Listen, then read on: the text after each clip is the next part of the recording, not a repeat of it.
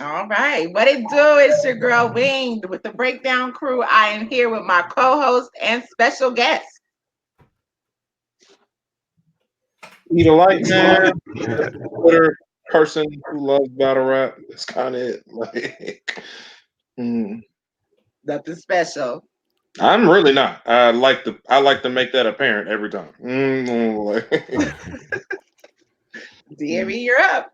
Yeah, mm. DME Detroit. What's up, y'all? Appreciate y'all having me on, man. Really do. Second As time per in like usual. a couple weeks. That's what's up. That's what's up. Yeah, right. Yeah. And this quickly. This Yeah. quickly. Well, yeah. I definitely I like to have all the guys up, but you actually graced the platform once again with DME's antics. Like why you are right now, you are the talk of the town right now. Yeah, I Um guess. Yeah, a little bit. I saw some things, heard some things. We've all heard and saw a lot of shit lately this week. But for the most part, your blog that was done is now not out circulating. People have felt like you said certain things that you probably shouldn't have said. Uh, Number one, I would like for everybody to actually go Google the word snitching because that was used too. Right. That you were snitching and you kind of went crazy. So it's usually when we talk about you and your blogs, your rants, Hmm. you are usually very on point. You have great um, narratives or just points of view about things. Why is this different? Like, what happened with this? Yeah, I don't know why it was different because it was basically, I've done many blogs on this, and honestly, the blog was really well received. It hit it has like almost 200 likes and 10 dislikes, which is very high for me. I don't get that many likes usually. I usually average 54. And when I do go a little cuckoo and I'm a little out of pocket sometimes, my like ratio, people do dislike it. So it's like, so I didn't know when I released it that it was gonna cause all this uproar. And it's basically, I've done many blogs like this, and all I really did was, see, the thing is, obviously, there was a situation at Queen of the Ring, right? And Right. I actually only talked about it because the people involved made it public. They made it public. Okay. So if you're gonna make it public, then everything else goes out the window. I'm sorry. Like, you first of all, you're in a public space. Okay. You're there is, like, so if things happen, you can't just be like, people got to be hush hush. What world do you think we're living in right now? There's no hush hush. Okay. You can't demand people to not talk about things that happen in public, Right. especially at events. All right. That people are paying to get into. Okay. That's what I don't understand. So, anyways, I think a lot of people that were upset about the blog didn't even see it because I didn't mention Mm. any specifics. I didn't mention what happened. I didn't mention guns. I didn't mention none of that. I said something happened at the event on day 2. That's it. Those were literally my words. And something happened. That's what I said. And then I went into, well, we need to, be more responsible. And there's certain people here. And we'll talk about that in a second. But just so you guys know, I'm a bar owner, right? And I've been a bar owner for 11 years. And I deal with the security 24/7. It's something we deal with every day. I dealt with it today. And we've had 2 shootings at my bar. We almost got shut down. We put a big money into this thing, and the city was going to shut us down. We would have lost everything. And we had to go to court and this and that, have a hearing, and then there was judges there and this and that. And they put us on like a probation period, and we can't even be open till 2 a.m. anymore. We have to close at 12 now, Oh which wow. really hurt our business. Now, it's funny. The bars that we compete with in our area, so just, I don't want to brag or anything, but our bar was number 7 in sales in Michigan, for the whole state of Michigan, before the shooting, number 7, right, in liquor sales. After the shooting, we dropped down to 10, and the bar across from us, they got the business. Now, before Oh we were wow. number 7, they had a shooting and they were 7, and then we stole their customers because people stopped going there, and it's like this cycle, and it's like almost like we're waiting for them to have another shooting so we can get our business back. So it's a crazy thing, right? And I'm not saying I want shootings to happen, but I know a lot about this stuff, and when I see battle rap and the way they're bringing this little element in, and it's just to certain people, okay, I speak about it, and I'm not speaking about it to get them in trouble and this and that. I'm speaking about it so they can, because what I've learned in security is it's not what happened, it's what could have happened. Okay, Exactly. I fired security, my security team, not on some things that have happened. All right, guns should never be you should never be able to walk into an event with public people in there with the gun. I can't do it here anywhere. I turn away off-duty police officers at my bar all the time. They try to come in and drink, and they got their gun on them. Can't come in. No one can come in, especially at events. There's no event in Detroit that you can go to where you're not getting searched. There's nothing. And I don't know how the UR events are. Do they get searched there? I don't know. They do. Okay, you get searched. They do. He was at this. So, I'll just say this one statement. I know on day one when you go into the top, you getting searched. Like you getting searched well. Like if you don't, like, even if your pockets are not empty, you don't like, you can have like a stick of gum in your pocket. If it's not out of your pocket and they feel something, they send you away. Right. Like, there's no way you're getting in there. So if something does happen and a gun does get in, then you got a question. Yeah, what's happening here? And it's always security. That's their fault. Yeah. Okay. And again, just because nothing happened doesn't mean they're not at fault and we're liable there. Okay. Yeah. Because you shouldn't even be put in that situation. This is the same thing, like I said about the Jack Boy situation when he jumped into the crowd for the John John battle. He goes into the crowd looking for a fight, and just because no one took him up on that offer, that doesn't mean he's off the hook. What could have happened was a fight breaks out, all hell breaks loose, and then what was it? Gnome gets canceled, you know. Mm-hmm. But instead, well, nothing happened. Okay, that's great. And every situation can lead to another situation. So these are the things I'm talking about. But what people got mad, and I talk about this all the time. All right, but what people got mad about was apparently they started calling me a snitch, like I was giving out information and all this and that. And it's like, I didn't give out. First of all, and we can discuss this. Day one, Twerk's car gets shot up. Why do we know this? We know this because he took a video of it and put it on Twitter himself. Video of it. So if you don't want it, if you're talking about the street rules and this and that, you already broke rule number one. You don't upload evidence to Twitter and say they're not playing fair and neither am I. What does neither of I mean? Exactly. What does that mean? Okay, this is it's just the new age, I guess. They just don't get it. You know, I'm a little older, and I remember life before the internet. So you can't just put out. So that's how we know that happened, right? All right. Right. The only thing I said in my blog that might have not been public information was that I heard, and I said I heard, I didn't say I know, that Twerk wasn't allowed in the building day two and he still got in. Okay. Mm-hmm. So I don't know if that's true or not, but that's what I heard, and he was still there. Now let me ask you, even if that's true or not, why was he there? All right. Right. What we call in the security, and we talk about this all the time, we call them marks. A mark is someone who has enemies, right? And that they put the place they're at in at risk. Okay. Now, when you're a high profile mark, that's DEFCON 4. All right. Because now people know where you are and they're looking for you. So when your cars don't get shot up randomly, cars get shot up at my bar all the time. Okay. They're not random. This doesn't happen randomly. So you know there's an issue here. So why would you put everybody else at risk and still be there the next day? That's my thing. And then something happens. I don't know what happens, but something happens, right? That's all I said in my blogs. I'm still trying to figure out where all the outrage was from. That's it. And it's like, if you weren't there, you're the cops. If you're talking about it, you're the police. Everybody just shut up. Why you always want to know this information? What do you mean, why do we want to know this information? It's a public, we're paying to get in. What if, again, the reason why, nothing happened. Okay, but something could have happened. Okay, and we got to address the reason why. It's not just, well, you know, it's just, this is how it is, and this is the people we're, no. All right, it's usually around certain people. Okay, look, Geechee Gotti. Does Geechee Gotti ever cause problems in the net? We know, or he comes from in this net, but we never hear nothing, right? He never gets into trouble. No one's ever looking for him. Nobody.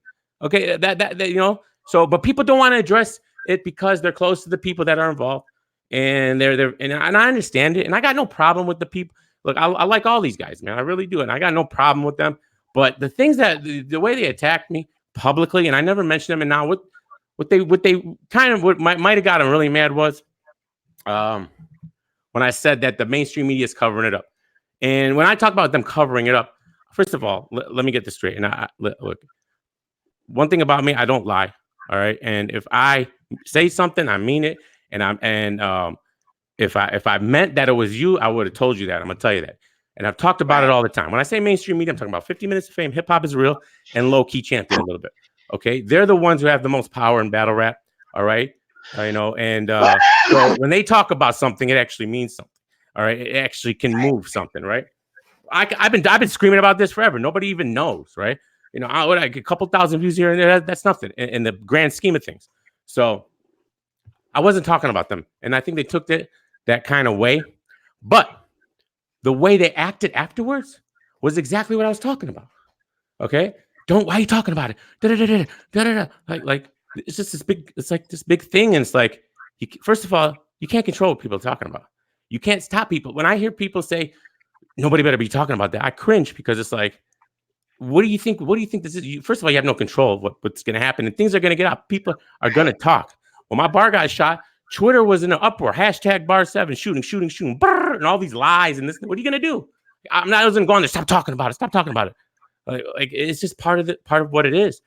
And I think it's this mentality that, look, if there's guns involved and people are telling me, oh, I'm gonna get subpoenaed now. Subpoenaed for what? Like, I didn't say nothing. Like, that's why I don't think they watched the blog. I didn't say nothing in the blog, right, that implicated anybody or even said what happened that wasn't already put out there in public by the people it involved. Nothing. And that was only like a 2-minute part of it. The rest of the blog was addressing how we should behave and what are we doing with these people that are continually making these problems and all this other stuff. So, I mean, I didn't understand the outrage, and I was taken aback by it. I had no clue. Usually when I do a blog like that, I kind of know I'm going to get a big kickback. I didn't think I was on this one, but apparently a lot of people felt a certain way, and it is what it is.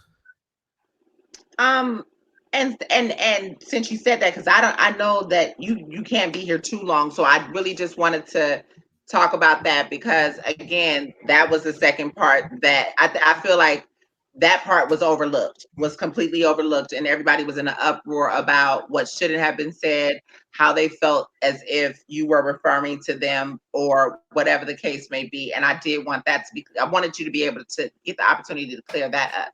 Yeah, well, one more thing. Everybody in the comments, that's saying hello to us. But let's talk about that because as Chris, shout out to my breakdown brother, Chris Petty, ABR.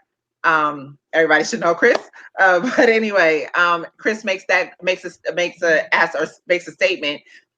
Something did happen, and he's saying that people had to be snuck out of the building. Right, and that's an issue, right? And, it is an issue. Do you believe that it shouldn't be talked about? That it should be hush hush?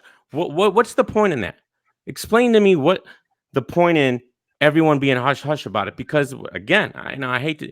What we learned, if you bring light to these situations and show them, that's what people do it because they can get away with it. They can get away with it. So when they keep getting away with it and everyone knows everyone's hush hush, all right? Right. We're not in the streets. I'm sorry. We're just not in the streets, guys. This is entertainment. We all have people that we know and that we talk to, and we know that give certain informations. Of course, we can't divulge certain things. However, I'll say this much, because even shout out to She Loves Battle Rap is here with us, Miss Charmaine. We all were actually going to go to the event, and things happened. We weren't able to. I know in total for my flight, for just everything, that was going to be about $654 because it is expensive as hell to fly into Richmond from Memphis. And I was supposed to be there because my artist was actually on day 2. So I would have been at both events. You feel me? that would have been a problem for me. My oldest daughter has been in battle rap for a while. She, she's now, with everything that I do, she's now getting back into it. Her and her girlfriend wanted to actually come to an event, and actually, because I really wanted to be there for day 2, we were going to drive. Do you realize? And I don't big myself up, like you said. Some people aren't street, and I'm from the birds, but I do have that nigga in me. If my daughter and her friend would have been at this event and this shit would have went down, it would have been a problem, just as a mother. So fuck not talking about this shit, because it don't have no place in battle rap. And people got to know, like, again, who. If people need to know if there's a certain individual who's been doing things and been, and making enemies and this and that now things are actually happening in real life around him, they need to know that, because I wouldn't go to an event that he's at knowing what's going on. Well, I'm going to tell you this too. That was one part. Now, the second part to that is, we're going to talk about it because you have fans that have paid 3 times for a battle that has not went down. Hello. 2 times, right? 3 times, whether you went into the building. From my understanding, the tickets were more expensive than they were if you prepaid or if you pre-purchased them. And then all of us that bought a second paid per view. Right, okay. The company has now gotten their money 3 times over. They've triple stack. Love my women in battle rap, but know damn well, I know for a fact that there are plenty of people who was not going to buy royalty, which they should have, which they absolutely should have. But it was not until Twerk and Av got on that card that every nigga in battle rap was like, I'm there. Right. And if you're not, and if he couldn't do the battle the day of because of what happened, that's fine. No, damn it. No. I don't agree. Like, okay, I don't agree. If that was me, the way I operate, right? I'm there to do a job. That happened. All right. I'm still doing my job. Like I'm gonna go still do my job because I'm safe. All right, whatever. But maybe not, because I do want to get out of there if there's a situation happening, right? But let me tell you this. Let me tell you this. Because like you said, here's the thing about social media. You young motherfuckers that want to sit up here and act like we big bad and this and that and the other, stop putting shit on social media. Because the words that were said was, I'm too distraught and taken aback. Well, he didn't say taken aback, but you know what I mean? I'm too distraught. I'm mentally, whatever. Right, I can't do this battle. That's what was said. Yep. So why were you there the next day? So you can't do this battle. You can't do this battle now. But the next day, you're on somebody else's social media on Facebook. Y'all outside in front of the hotel dancing and doing your 2 steps or whatever. Yep. You don't look distraught for a minute. Matter of fact, why are you still even in Richmond? Because if my car is shot up, I'm gone. You gotta go. Listen, all the real niggas that I know that stood around, that stayed stuck around for the bullshit are dead. Hello. So we got to stop painting this narrative. URL has to stop with this. Like you said, Geechee is a prime example. Geechee is a real nigga, realer than they come, but it don't take for this man to do, and okay, he got into a situation, whatever. You know what I mean? No, when I saw that shit, I'm telling you, I'm sitting here like, oh my God. Everybody's like, that's stupid to shoot up a car. No, fuck all that. That was a goddamn warning. That was a message. That was to say, wake the fuck up. Because if it did not happen at the venue, wherever the fuck it happened, when I saw that car, my heart went to my goddamn toes. Like, what the fuck just happened? What just happened?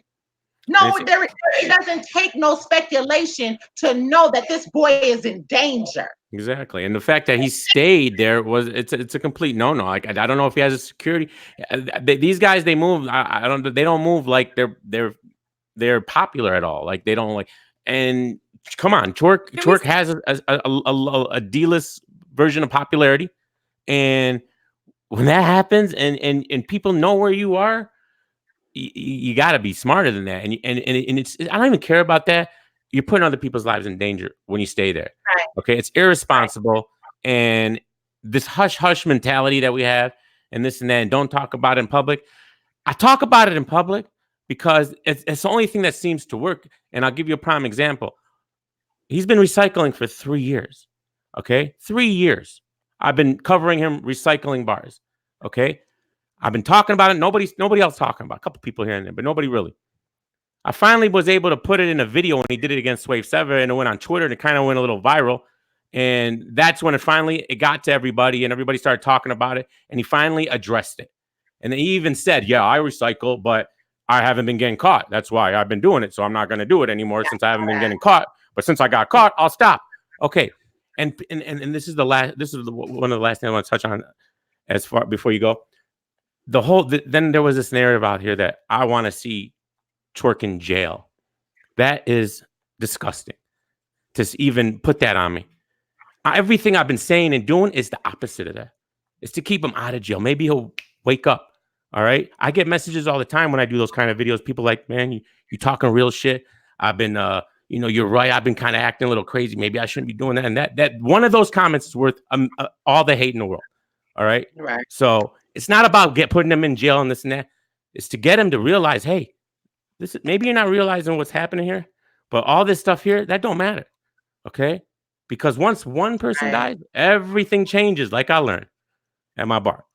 The black guy would be on this culture like crazy. This situation, as we were saying earlier, this situation can prevent a lot of people coming guys, like you said, with the whole Reloaded situation. I think we really need to wake up and understand that. Do we not realize that URL really can't afford to go back to New York? Gramercy don't want you. Exactly. And well, there's been incidents and all that. And even with the what is it, Murder Mook Briggs Rothstein thing and all that, how that happened, and luckily not that didn't go left, but it could have easily went left and people could have got hurt. But you've lost a whole city you can't go to. Then over here, maybe you can't go here no more. Now you can't. Like, when's it? And again, it leads me to this. These battle rappers, and again, just a few of them, they don't respect Smack or URL if they do this. It's zero respect. Okay. And Smack's got to demand that respect. He easily can. But it's just like when you keep booking them and this and that, no matter what they do and there's no consequences. Hey, I mean, at some point, I'm just gonna be like, it's on them. But I love battle rap so much, I don't want it to end. All right, but it's headed down that route where it's gonna go backwards. It's gonna go backwards. I was told by someone that is URL staff. We were speaking a while ago about, and I made mention of this before. We were speaking a while ago about Summer Madness in Vegas. And we were talking about how Summer Madness, how that was a complete dud, you know what I mean? And all the shit that happened there. And I'm like, well, listen, Smack did the emotional rant about, the famous memes, I'm not eating that. He was very disturbed about that. Yep. You understand where I'm coming from? Yeah, but there were no actions behind it. Right. Now, when exactly, they pick and choose. Now, when I was talking to this person about it, and I'm like, you guys do have the power to oversee things. The response was, these are grown men. You can't babysit grown men. And that's the wrong way to look at it. All right, you're a business. They have to respect your business, period. That's it. You're paying them everything. You have all the control. You literally have all the control. And I don't know if you saw the Danny Myers blog recently that he dropped about people not showing up on time. Have you seen that one? Danny Myers has dropped the blog. He's talking about battle rappers don't show up on time, and it's ridiculous because they're supposed to be at a certain time and they don't show up. And then he's literally talking about all the stories of Beasley's on the phone calling these battle rappers, and it's always goes to voicemail. They don't even have the respect to answer the phone for your boss. If I was running URL, these people would never work for me again. You get one, maybe two chances. Come on. Like otherwise they're going to keep you let them continue to spit on you. They're going to keep spitting on you. What are you doing? All right, what do you mean that when you're booked to be here at 1 and you don't show up and you show up at 4 and you're not answering my calls? That's it. What do you mean? But then it's different. How is it different? Where else are they gonna go? You're number 1. You're the guys, huh? Everyone's gonna just go to RB and everything. And okay, maybe a few will, but you don't need people like that. I mean, because it's more like a trickle down effect, because you watch the elders and the veterans and whoever they want to call themselves act in such a way like they're brand new. Like they don't really have as much love for the culture. Then you wonder what a culture vulture is. It's anybody that's utilizing a culture to fatten their pockets, but they don't really care about it. So anytime I go to an event and I'm traveling from the Midwest or traveling from wherever, I'm there on time, or if I'm there 20 minutes before time, I understand you might be a little late, but 3, 4, 5, 6 hours late. So fuck all your fans in the building. Excuse my language. Forget all your fans that came to see you. Forget the fact that people are waiting to see you. Forget the fact that people paid for the tickets. Forget the fact that it's a pay-per-view. We're just going to wait for you because you have the right, because you're a headliner, or because you're a veteran, just to come whenever you want. And it's not even veterans anymore. Everybody feels like, because of that mentality, from anywhere, the smallest leagues, if they got 1,000 views, they can come late. When I say I seriously has had this issue with a bad Charmaine, they can't hear you. I can't hear her. Can you hear her? I can hear her. Yeah, I can hear her. Okay. They're saying that they can't hear you. Aw, well, I guess I'm gonna have to just talk to y'all then. I don't know. She's speaking facts, by the way. That's what she was saying. Right. It's a down effect. Right. You understand what I'm saying? Mo says he can hear her, so I don't know. I think they could hear her. Okay, I ain't about to scream. They gonna make me scream. But I'm just saying it's sad because what they accept now, everybody else falls into place with. Because everyone follows URL. Let's just be honest, okay? Maybe not RB, we're not talking about them, or you know what I'm saying. We're not talking about them, but all the rest of the smaller leagues and all their battlers want to get to URL. There they go. They take on this persona of I don't care, and it's your culture. It's your culture, and you show up 4 or 5 hours late, and you don't promote. And if you do promote, you're promoting it with negativity. So you think about all these little things that actually bring the nuances to the culture, to the actual battles. When in reality, all the people that you're impressing online, they're not going to pay for a ticket. Right. So all the drama beforehand, none of those people that you're even entertaining are coming to pay for a ticket. That's number one. They're going to sit here and view it for free, and if they can, you know what I'm saying, they might even go and sneak. Oh, took off. Oh shit. Yeah, it dropped her off. She'll be back. Chris wanted to address this with you as well. He doesn't have much time with us. I wish he did, but yeah, go ahead, Chris. You got the floor. I got like about 40 minutes. So. Hey, yo, what up, DME?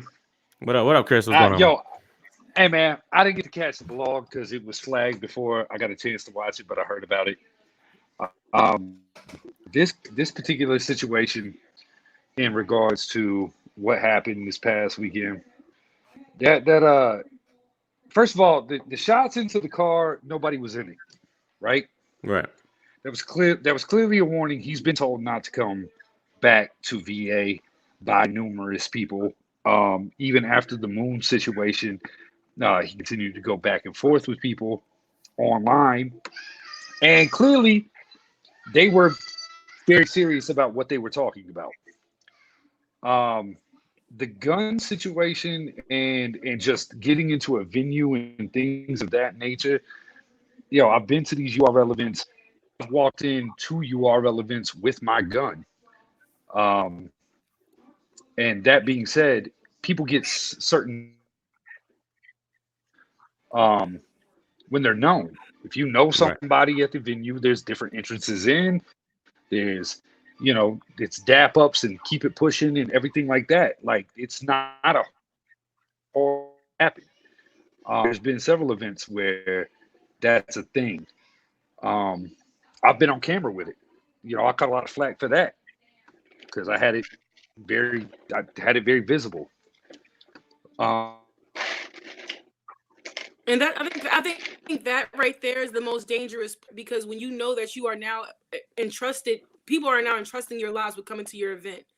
And if you are letting people in with security and they're not there to protect people, then you're putting everybody at risk. You are now liable for those people. So let's say, God forbid, or did shoot in you.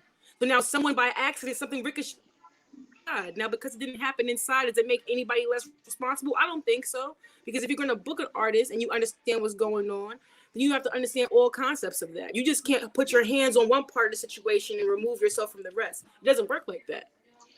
Right. And that's kind of the situation that we have at hand here. These fans, they don't know what they're involved in. They showed up for a show. Right. They Entertainment. showed Right. they showed up to be entertained, and somebody has to run into the venue and yell "get down." Now, I've been in this situation, being booked on a card and being at a venue where a situation happened, and having that happen changes the whole dynamic of everything Oh, yeah. around you. You know what I'm saying? Mhm, Like absolutely. I had it literally happen to me in Philly. I was in Philly with a bunch of URL guys, You with a sure bunch of, did. Mm-hmm. you know what I'm saying? And Mm-hmm. this right here is a we have a really bad habit of glorifying street life. Let's just be honest, man. Battle rap is consisted of a bunch of angry poets. Okay, that's really what this is. That's what this sport is about. Um, I'll take just that when you start, you know what I'm saying? The angry poets, like you're not supposed to be in a situation where your life is supposed to be at risk, man. This is a gigantic yo mama joke. Like the Right. glorifying of gangs and everything like that. There are some people out here in real life that are really about that. I have friends that are with Well, me at I the mean, venue. let's say this too, not to cut you off, but that's the point that I was going to make when DME was speaking about, or when you had just said, as far as I didn't really want to go there as far as who said what and who wasn't supposed to be there, but since you brought it up, this is a situation. Did we forget what happened in Detroit? Did we Okay, forget that URL could completely not go back to Detroit? okay, well, okay, and For see, here battle, we for are. you new battle rap fans, you may not remember. But Okay, at so the here end of the we are. day, Here we are. We've lost another venue. no, but I'm saying back in the day with Yeah, Suge no, and no, Surf and all yeah, them, wait, when them wait. niggas said you're not coming back to Detroit, they meant that. Oh, DME, Yo, and we here's the remember thing. that. Of course. It was very public back and forth where it was explained, do not come back here. Like this wasn't a fake warning. This wasn't Right. just a what if. This was a real thing. Exactly. Yeah. And And it's go ahead. The I'm just part saying, that like really I have sucks is that this is more than the battles. I think that's the part that really sucks for the It culture. does, and I that's think that sucks. right, It's like, and And that really is fucked up. Right. You Oh my God. Right. I feel bad that it's covering up the actual content. We should definitely talk well, about it and get it out there. But dang, all the battles that actually Salute to FK. happened, You're right, Oakland. but it's okay. it's a Well, lot. let's talk about the overall event. The day one card was subpar at best. Let's just be real honest about that. It was not a great card. Well, let's start here. Before you do that, no, because we wanted to actually, we did want to, before DME had to go, we did want to actually talk about the battles too. Yeah. Let's do this. What did y'all rate the actual first day event? 4 out of 10. I gave it a 3. Shit. 3. Okay, so You have an opinion? okay, so here we are. Listen, We're I'm happy talking I ain't about go. this. If I would have. Let's talk about the battles. In the comments, what did y'all rate this event? Who was there? Was anyone here? Was anyone there on the panel? I watched it on No, pay-per-view, and I fell Okay. asleep. First of all, the mic He situation was a there. debacle. The mics were trash. Okay, I don't know why the Queen of the Ring ladies got backup mics. All right, doesn't usually happen at the other URL events, but suddenly it's royalty, and now we got the worst mics ever. I don't know if it was the event or not. Okay, and I was hearing from people that were there that they couldn't even hear anything. Anyways, so that's why the crowd was maybe dead because they couldn't even hear, and that's a big issue. And I'm not making excuses for the battle rappers, but when they're up there and then they're struggling through this, and maybe they're not as big of a pro as somebody else, you know, it could mess with you mentally. And it showed like in the chess battle and in a couple other battles, you know, that this whole mic situation. DME, let me ask you a question. we've all witnessed a bunch of battle rap events. You know, we've bought papers, we've been there live, we've done all that. Facts. Miss Merck just tapping out in the third round. Well, What do in you the do second with too, that? basically. Like it. Well, I mean, what do you do with it? What do you mean? Because here's the problem, and that's why I talk about other situations. What do you do when Ace Amin taps out 3 of his rounds, or when Jack Boy taps out of his round? You know what happens? He gets another battle against Franchise on Summer Impact Reloaded. So what do you mean? What do you mean? Why? So we're gonna punish Miss Merck, and we're not gonna punish anybody else? No, I'm not saying that, but that's kind of my point. I'm not saying punish Miss Merck. I'm saying No, I'm agreeing with you. Yeah. So okay, so all right, so I'll tie it into this. So we got this event coming up, this app only event, right? Where Glue Easy is about to battle Tay Rock. Let's just be real honest with this. Glue Just Easy choked. just died Against Jerry West, killed him. Just died against Jerry West. On day 2, by the way, when Ace and Swamp were on day 1, just for the record. Go ahead. Yeah, Easy down for a long. Easy down. Like Glue Easy should have. Man, I'm gonna get out my bag. Here's my bag. I'm out of it. Because we're not talking about all of that. But all I'm saying is they set Glue Easy back for a long time. And if Jerry West, of course, we know what Jerry West is going to do. Like, you can sit Jerry West down for 105 years. You know what you're about to get. Like, you know what I'm saying? You can't sit everybody back on the shelf and then move their whole teams in front of them and expect them to perform like they did when you first went and got them from Waycross, Norbs. I just think that it's a constant reminder of it's not about your talent level. It's not about anything like that. It's about who you know, who you're friends with, and who they're trying to gain views from. I don't think they Glue Easy. And I like Glue. Don't get me wrong. I like Glue. He was sitting way before you breaking up, Mama. About him. I don't even like the whole click up thing. So I'm talking about even before he became a Glue, when he beat Twerk. You know what I'm saying? I was there. And they still pushed Twerk way past. Well, but I've said this numerous times. A lot of these guys have careers because Cortez's career got vaulted. He beat a lot of y'all's favorites, and we've never seen the footage because they wanted to push a certain product. But here we are again. We're in that same situation with this card. Let's be honest. Like, this card, subpar. Royalty was subpar. Day 2 was apparently way better. Way better, but they didn't even give these guys an opportunity to shine in front of a public audience on pay-per-view. You had to be there, and they're dropping these guys on an app, but they're not giving them the opportunity in front of a 1 million subscriber channel to build a fan base. Like, bro, I hate to be the one to say this, but borrow what RBE does. Make a big card and bring some of these guys in as an undercard, and if they fold, they fold. And we know they're just not cut for it right now. And let's move on. I'm tired of seeing the same names. I'm tired of seeing, they're trying to get into different bags with the female shit and everything like that. There's been plenty of leagues out here that have pushed female battle rap, and now suddenly URL wants to, we embrace this. Where were you the last fucking 5 years of this? Where these girls were putting on and they gave really great battles, but because you're the only platform that matters, apparently, it doesn't count. I don't believe. See, I'm gonna say this. I'm gonna say this real quick. I do believe in it doesn't count stuff, but let me tell you why. I don't believe in that for URL because URL is the epitome of all acapella battle rap.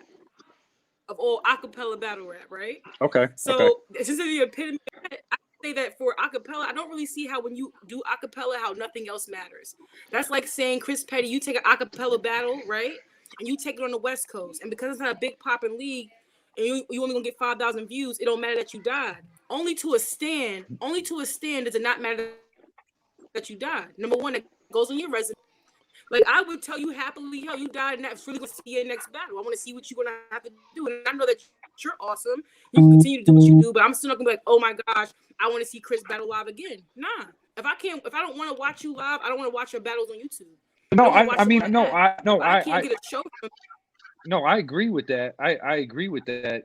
But that's kind of my point with this whole situation. Like, we're stuck in a wave of booking the same people over and over because that's what this fair weather fan base has started and produced. We were there all watching this shit when it mattered and when real talent. Now it's not. Well, I don't You can blame. say the wildest, corniest shit ever, and it flies because of how you said it. I don't It's not blame the about fan talent. base. It's I- about who you know, who you're cool with, and Wait. you know who you're clicked up with now.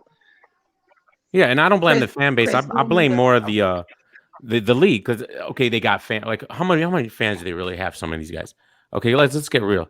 Okay, they drop battle on a little league and it barely hits 2,000 views in 3 weeks. I can talk about that battle and get the same views. Like I mean, I think we're overestimating their fan base. It's less of the fan base and more just who these guys know and that they're gonna get pushed and this and that. So I blame the league. They're the ones booking it. They're the ones who can push whoever they want. Like no one can sit here as a battle rap fan and tell me Jerry West hasn't been killing it, but he can get a look to save his life. You know, like who's he battling on this And had card? been killing it. And had been killing it. John. I Is that who he's mean, battling? at the end of the day. So he's battling Yeah. John, right? So why doesn't he get Tay Rock and give Gluezy John? John's been going through all the Goonies. Hey, there you go. Give him John, and that makes sense. And give Jerry Makes West. a Tay lot Rock. of sense. That would make way more Too sense. much like right. Clearly. Too much like right. Yeah, I agree. Let's go battle by battle. Okay, so what was the battle of the night for the first card, in y'all's opinion? Rum Nitty, I think. The first card. And I just official, right? I enjoyed that the most. Rum Nitty official. Yeah. Okay. Yo, I'm gonna keep it a buck. Honestly. I officially became a Gave 40. up, but I enjoyed fully. He was so humble when he whipped her. Can y'all hear me? You're breaking up. I Mike, think, Mike, yeah, Mike, I can hear you. You can hear me, Chris? You're good now. Yeah, I can hear you. Yeah. All right, word. What up, though? So my battle of the night, yo, like I officially became a 40 Bars fan. Okay. That 40 Bars in the Hustle had all the energy. Now, granted, I'm a Rum Nitty stan, and Official's my favorite female battle rapper of all time. That was a great battle, but that Hustle and 40 was great. I really like Great. Nick and Cortez. I thought they did really I good. liked it. I really liked it. Like the energy. I like 40. Everything that I seen from 40 prior to Saturday, I was never really impressed. But she brought the energy. Her first round was amazing. And she was out the gate with it. You And I was never just been like, impressed with 40 Bars till that battle? Yeah, facts. Never. I was Really? about to say, really? Never. All Never, right. never. Okay. Okay. Like, I have very high standards. I have like this is my thing about 40. This is my thing Right. about 40. Like there was like people. There's certain when it comes to being a rapper, I want you to rap, and I feel like 40 Bars never really sold her bars. You know what I'm saying? Like it did. If, to my opinion, I felt like her delivery was very weak. Her bars was cool, but her delivery was very weak to me. When you have somebody like myself, I'm a fan of somebody like Official or C3 or what was the other chick? Was it Lex Banco? They had like a delivery. You know what I'm saying? Yeah, Miss Hustle, she had a delivery. You like people with ghostwriters. No, it's not. Lex does not have a ghostwriter. Let's not do that. No, Lex- but some of the Lex Banco does not have a ghostwriter. but some of the names he named definitely Like now, I don't know anything doing about this. that. I'm not gonna throw anybody under the bus because I don't know. But as a rapper, I want to hear battle rap. You know what I'm saying? You can have the bars, but have to I thought 40. be able to rap with it. I thought the battle was great. Did it live up to the hype? No, because I think that with the delays and the mic issues and everything like that, it ran late into the evening. The crowd is clearly not completely into what's going on, and Really thought so? huh? I felt like the crowd was reacting a lot. No, they're reacting, but you're talking about this was supposed to happen earlier in the night. For me, battle of the night was the Chess and what was it Chess and Tory? Tory? Yeah, the Yeah, battle of the battle. night. I have that for Battle of the Night. Tori I kind thought of it- dropped the ball, didn't you? No, Tori definitely I- dropped the ball, Yes, but Chess she was did. She definitely Chess. Hold up, Chess she showed dropped it. She Chess. didn't drop it down the way. She ain't like this. She just said, Chess showed so much. Chess showed so much versatility in that battle that it was that it made it for me. For me, like I said, we've all got different battles that we really liked. I thought the 40 battle was good, but was it my favorite thing to watch? No, because to be honest, I watched it the following day. Mm. Did you like Like, the 2-on-2? I- You guys like the 2-on-2 at all? Okay, so surprisingly, that was one of my, as far as when the card dropped, that was one of the battles I was most interested in because Coffee and Geechee's chemistry, and the fact Right. that basically Cortez and Misfit are the same people in life. You know what I'm saying? Like, You know what? We're Cortisha- not gonna do No, the hey, murder hey, ass no, slander. no, I'm not slandering it, but Cortisha was fire. Cortisha was fire. Like, Why were they it was- called I feel Murder like Ab? Coffee Maybe I don't know. I kept thinking it was Mook and Ab battling. I go, why is it Murder Ab? No, because murder app, Yeah, murder the street. That's where they're The from. street- The Okay, next I don't know where place they're is from. All right, everywhere. that's fine. All right, so they're that's from a, Brooklyn. They're from Myrtle Okay. Avenue And in I'm not Brooklyn. even a New Yorker, and I know these yeah, things. I didn't know I like that. No. I like the battle. I thought it got really awkward. I thought there were certain moments in this whole event where things got really awkward. I think the There fall was by a lot of Misfit. awkwardness in this battle. Okay. Hey, Lady Luck, if you ever beatbox while somebody's choking again, I swear to God. And you cannot my encourage the Lord. battler to pull out their How phone. mad I was at that. Yo, As so the okay, person- so we're not gonna overlook that she said, "Hey, where's your phone?" On multiple occasions. And oh, by the way, I'm gonna distract the fans while you get your phone. We can hear you. We can hear you. So yeah, Yo, that's I was that legit made me mad. That legit made me mad. Lady Luck beatboxing during that shit. I was like, yo, somebody get her away from the mic, man. Like this not a halftime show. Like, what the fuck are you doing? like I said, I just thought that the ladies got the short end of the stick for this particular event. I don't think it had the production value that most URL events carry. And then all the extra shit that was going on around in the building. Hey, look, man, I'm gonna be honest. Alcohol is an evil thing, and some of you guys just can't handle it. And you're on a live pay-per-view stream. Between battlers, between hosts, I thought Debo was highly disrespectful to the fan base. You can't expect the fan base to sit. You're telling them to shut the hell up and make noise. respect you. But you want them to be live. You want them to react, but then you're telling them to shut the hell up. Like, No, they're hold telling on, them we both gotta things pick at the same time. Exactly. It's yeah, like- we gotta pick a struggle here. Like, I thought Debo handled himself very unprofessionally as far as how he was talking to fans. These are paying fucking customers. Like, I'm sorry.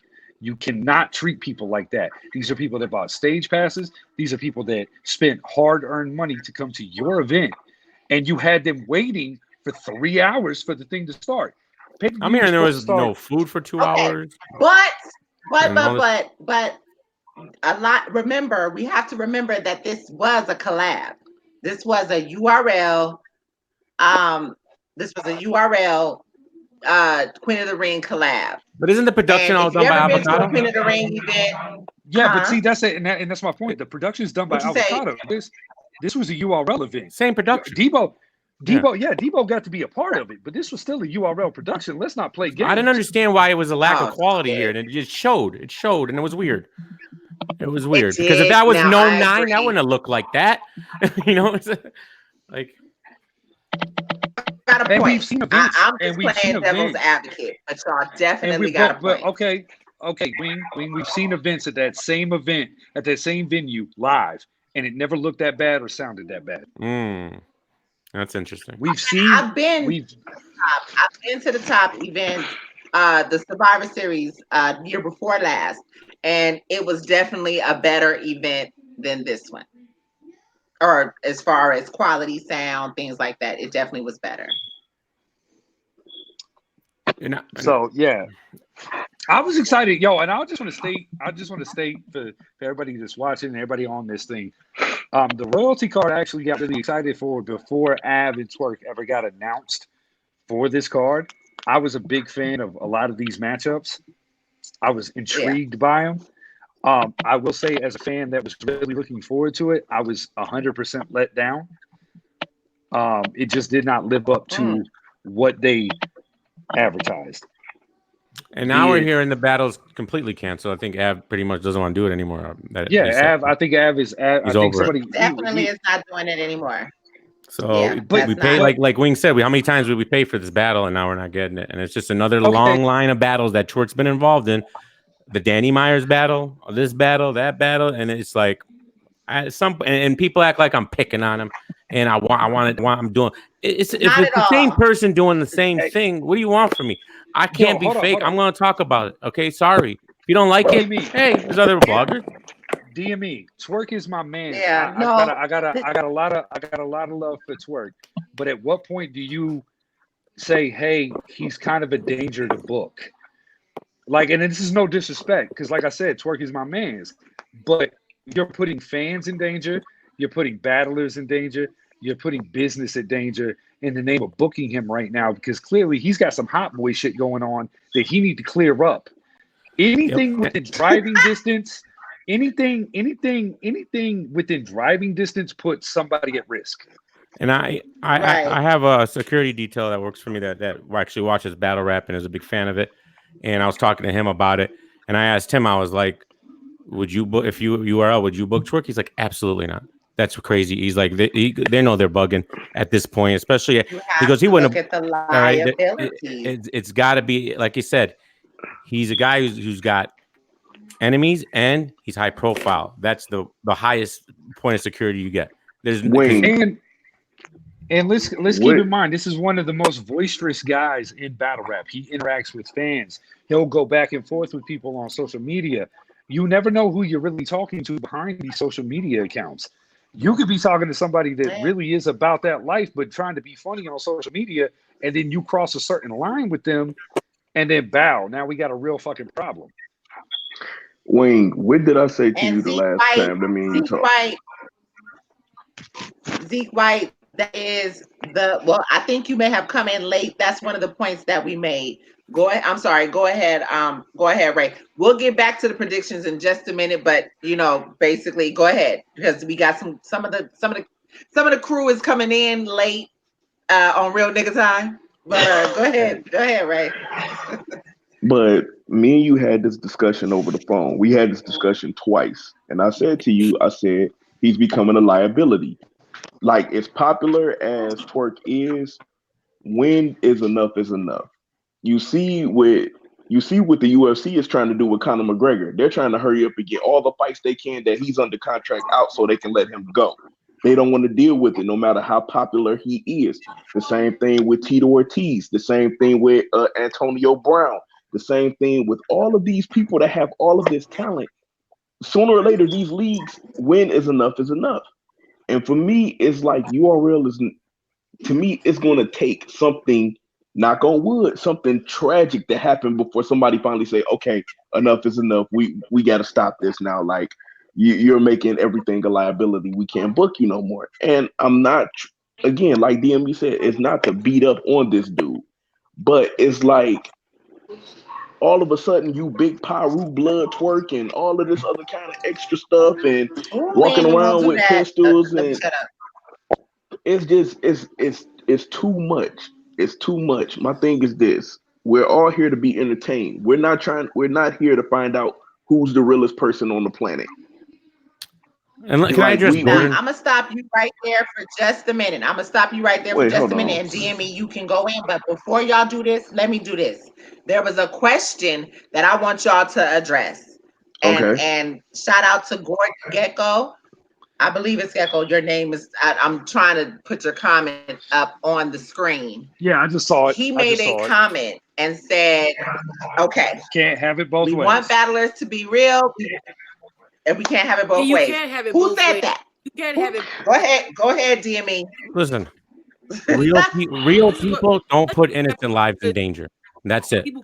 All right, real people don't do real that. niggas. If I want to see Okay? real niggas, Stop saying that's real. 27th Avenue and I don't have to see real niggas when I'm coming to see you perform. I'm paying to see you do a job, not be a real nigga. Hey, look, man, I'm gonna be So if you honest. gotta bring your real nigga job, it's the problem. Getting paid to be a performer, not a real nigga when you come here. Hey, I'm gonna be real honest. I know places I can go to get shot for free. I'm not about to pay Right. $100 to get in to get shot. Right. I could go right on over to North Richmond or to Facts. Memphis if I Look, need that look, type of look, I energy. could go. Look, I could go on Mac. Look, I could get back on the plane, go back to Detroit, and go on Mac and Bewick real quick, and I can get shot for free real quick. See, okay, So, yo, but- I can go to West Side Atlanta right now and get shot for no reason. But what I will Exactly. say this, Facts. what I will say in this situation, we can have it both ways. Why? Because most people we've been getting Gang shit done. we've been getting it both ways for years because most of these people are not about the shit they rap about. No, right. That's what I'm about to say. We have not been getting it both ways. What we've been getting is battle rap theatrics. And most of y'all that have known me for the 8 years that I've been in this culture, you know that I've been saying this for the longest. This is battle rap theatrics. Like you said, we have a whole bunch of mad poets that put together words superbly. Hey, And we love them for it. I can say some real But greasy shit, and I've said it in my rounds before. I've said some real greasy shit, but it was for entertainment purposes and entertainment purposes only. Like that's what we've designed to think is what everybody wants to hear. At some point, Smack and URL have to hold some level of accountability. They have the voice, they have the following. But quiet is quiet kept right now. They haven't addressed this. They haven't really said anything about it. They have a responsibility to their fan base, to their business, to Give these an apps. update. You let me have say to this. ensure the protection of your fans when they are paying to come to your events. And that's People my are job as a parents. bar owner. I got to ensure my patrons are safe. And for 2 Thank years, you. ever since we've implemented new security and all this, they have Around been. with switchblades and cutters and guns to come to one of y'all events. Y'all don't want no women there for real. Y'all don't want no women to come to y'all events. If y'all allow Okay. And look, let's be honest. There's a 18 and under crowd that really follows this stuff too. Is that what we're trying to teach? Is that what we're trying to show? Exactly. And are we shutting this off to where they're not welcomed? Can somebody that's not 21, can somebody who's not of age come to one of these events? And you're missing out on a whole demographic because being real. That's a fact. But are you talking is about the more material? And No, I'm talking about the actions and the way Okay. these guys carry themselves Right. beyond the battle that they just did. When they get off the Let me- stage, when they're let me hanging say out something, at the Chris. venue. And not for nothing, Twerk is I mean, I've actually, whatever. I don't really deal with him like that, but Hey, look, he is the guy that has had fans, fan letters. He kissed the babies, shake the hands. You know what I mean? He's had some really heartfelt. My daughter's school knows who Twerk is. Yeah, look at all the battle rappers that copying his style, and a lot of people look up to him, and he's got to realize that. What? And when he's moving a certain way, it's an issue. It's an issue. Well, let me say one And- thing. and- The one thing that I think we need to stop saying also is this whole, well, not saying we, but just certain people that say you can't have it both ways, because people don't go to a YG concert, a Snoop Dogg concert, a Jay-Z concert, and all of these other people that rap this hood stuff that talk about their life, waiting for violence to happen. Right. When people get on here and you have certain fans that tweet out, you can't have it both ways, you can't have it real, and then say, this is a professional business, period. This is what this is. This is, and when people say stuff like that, like, well, you can't have it both ways.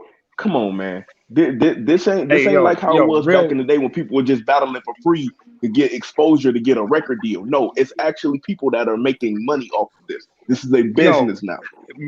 Okay, exactly. There's the point. Okay, how many battle rappers have we talked to that don't do anything other than this? This is what they do. They battle rap. They can't make music. They can't do anything else entertainment wise. This is what they do. They grew up. We're in a new Right. generation of battle rap where battle rap raised these guys, and this is what they know. This is what they do. This is Mhm. not. They Don't even don't get me make started music. on that topic. They okay, but okay. So I've been to I don't know how many Gucci Man concerts over the years, right? This is the hip hop boogeyman in Atlanta, right? I have never felt uncomfortable at one of those concerts. Never in life. Right. Okay. It is a Right. bunch of people having a good time. But now we are entering a new generation of fans of hip hop, period. These guys are on pills. They're all white. They're doing things that we never. Most things that happen in hip hop concerts will smoke weed, drink too much, have a great time. Now you have guys that will literally pull a gun, shoot somebody, and not even remember doing it in the first damn place. We are entering Right. a different generation of fans, and we taught that. We rapped about it. We made it popular to do all that. And most of these guys that rap about it don't even do that themselves. Future has openly said he doesn't do half the shit he raps about, but he promotes it because it sells. Battle Rap Roundtable silly as hell. I just read his comment. Read that? Yeah. Yeah. Yeah. Because they're And popular. shout out So as long as you're Jay pop- Legend. Hey, DME, Right. Yep. Let's Yep. DME, how many hip hop concerts you been to in Detroit, bro? that's how they Oh, do- doing stuff hundreds, more- hundreds. Okay. Have you ever Basic. felt uncomfortable? Absolutely not. And like I was saying before, it's you can go to any Really? event in Detroit. You're searched. Everybody searched. Everybody. You never feel the type of way. I mean, I'm trying to think. Has there ever been an issue? I couldn't hear It's you, not Chris. really. But I feel uncomfortable man. every time I drive through Detroit. what's How do you that? not feel Look, uncomfortable? Because you ain't lived there in a while. That's why. It's more dangerous getting into the event than it I'll tell is. you something. But it's I actually used to date somebody. I used to date somebody from Detroit, and I used to go see him a lot, and I felt comfortable. I mean, you know, Hey, you know, I don't. hey, you know, I've you know never, what you makes know what? Put it like this. you know what Put makes it me like feel this. uncomfortable? Gordon Gecko's profile picture popping up on this screen is making me feel All right, I thought I was the Oh only God, one. I Thank didn't you. I'm even so see glad the I'm not the only profile one. picture. Oh, I didn't even see the profile picture. Yeah, and by the way, you can be Oh my you can be goodness, mad at the URL horrible. and be mad at him at the same time. It's not a pick one or the other. Like, what is this? Give Right. me. You can't be mad at. Don't be mad at him. You got to be mad at. Why can't? That's not how life works. Everything's Well, great. I do All right. hear that. They're both It's accountable. about right. It's about just doing better. It's about doing better.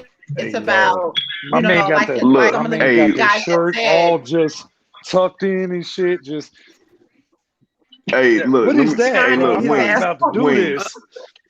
Wayne. True story. Uh-oh. True story. When I was still living in Detroit, me and my Caution to homeboys, the we went weak. to. Me and my You ain't homeboys, living we here went no to. more. You ain't living- No, I moved to Texas. I moved to Texas last okay, year. okay.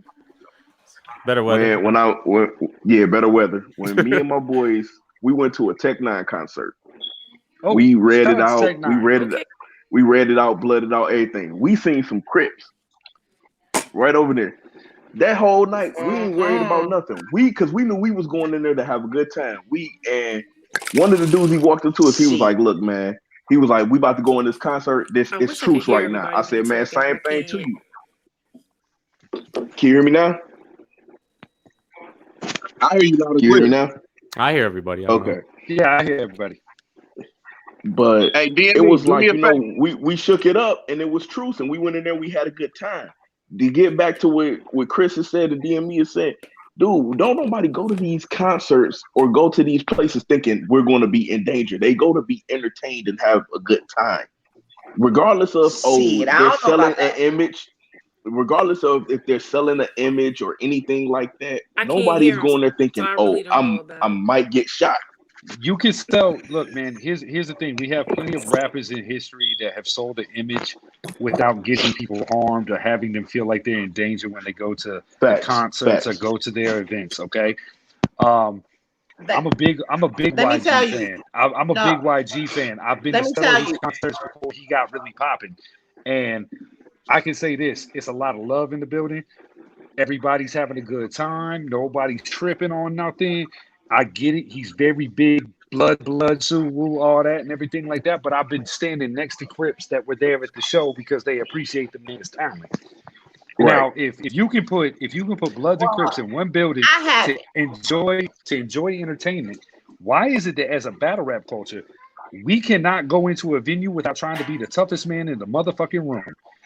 Like that shit is not gangster. You know what it That is? shit is not. Even if hold on. Even if that's the case, like I said, everybody got a story. When I was 15 years old, and Tupac had a concert, and this was at a I believe it was at a school or Hold on, you got to see Pac live? It was like, man, listen, did I? We'll get into that a whole nother time. But anyway, yes. Trust me, most inspirational. That man affected my life. But we won't even go. When I was on Angry Fans Radio and Method Man came on and he talked about Pac, that was the most emotional conversation because yes, I knew him and I knew him very well. But long story short, we were the people that I knew that knew him. That was as a matter of fact, that was when I first met him. Long story short, I used to hang out in Richmond. Yeah. Wow. I used to hang out in Richmond.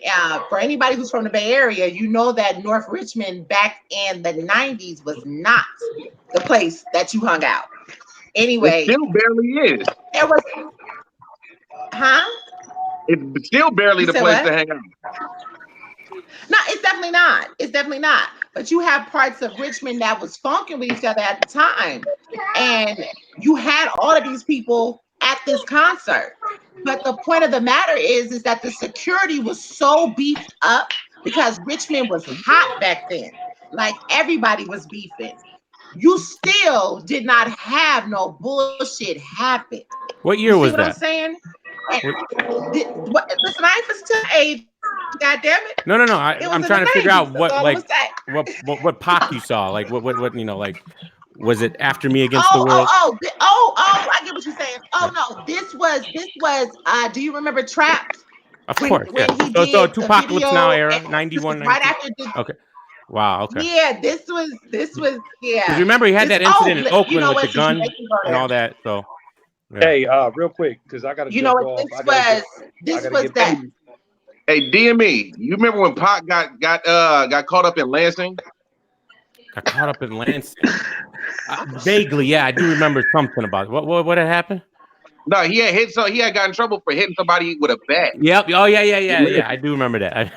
the bat, and that was actually you know what, nigga? Hey, yo, real quick. That was actually one of my stepsister's best friends. That, wow. That he hit me with the bat. Jesus.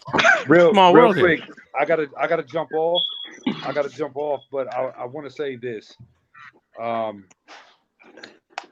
Battle rap is getting to a point where y'all are only going to get pay-per-view because you're messing up the church's money.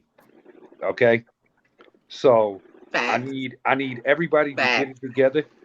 Okay? If we want to continue to have live entertainment like that, we're literally this close. We're this close to making it where it's private events, invite only, and y'all got to pay for the pay-per-view. You're not going to get to experience this shit live. The other thing I want to say is I want everybody to be safe at these events. Keep your head on tilt. It's unfortunate that we've come to that point, but we all got to get home.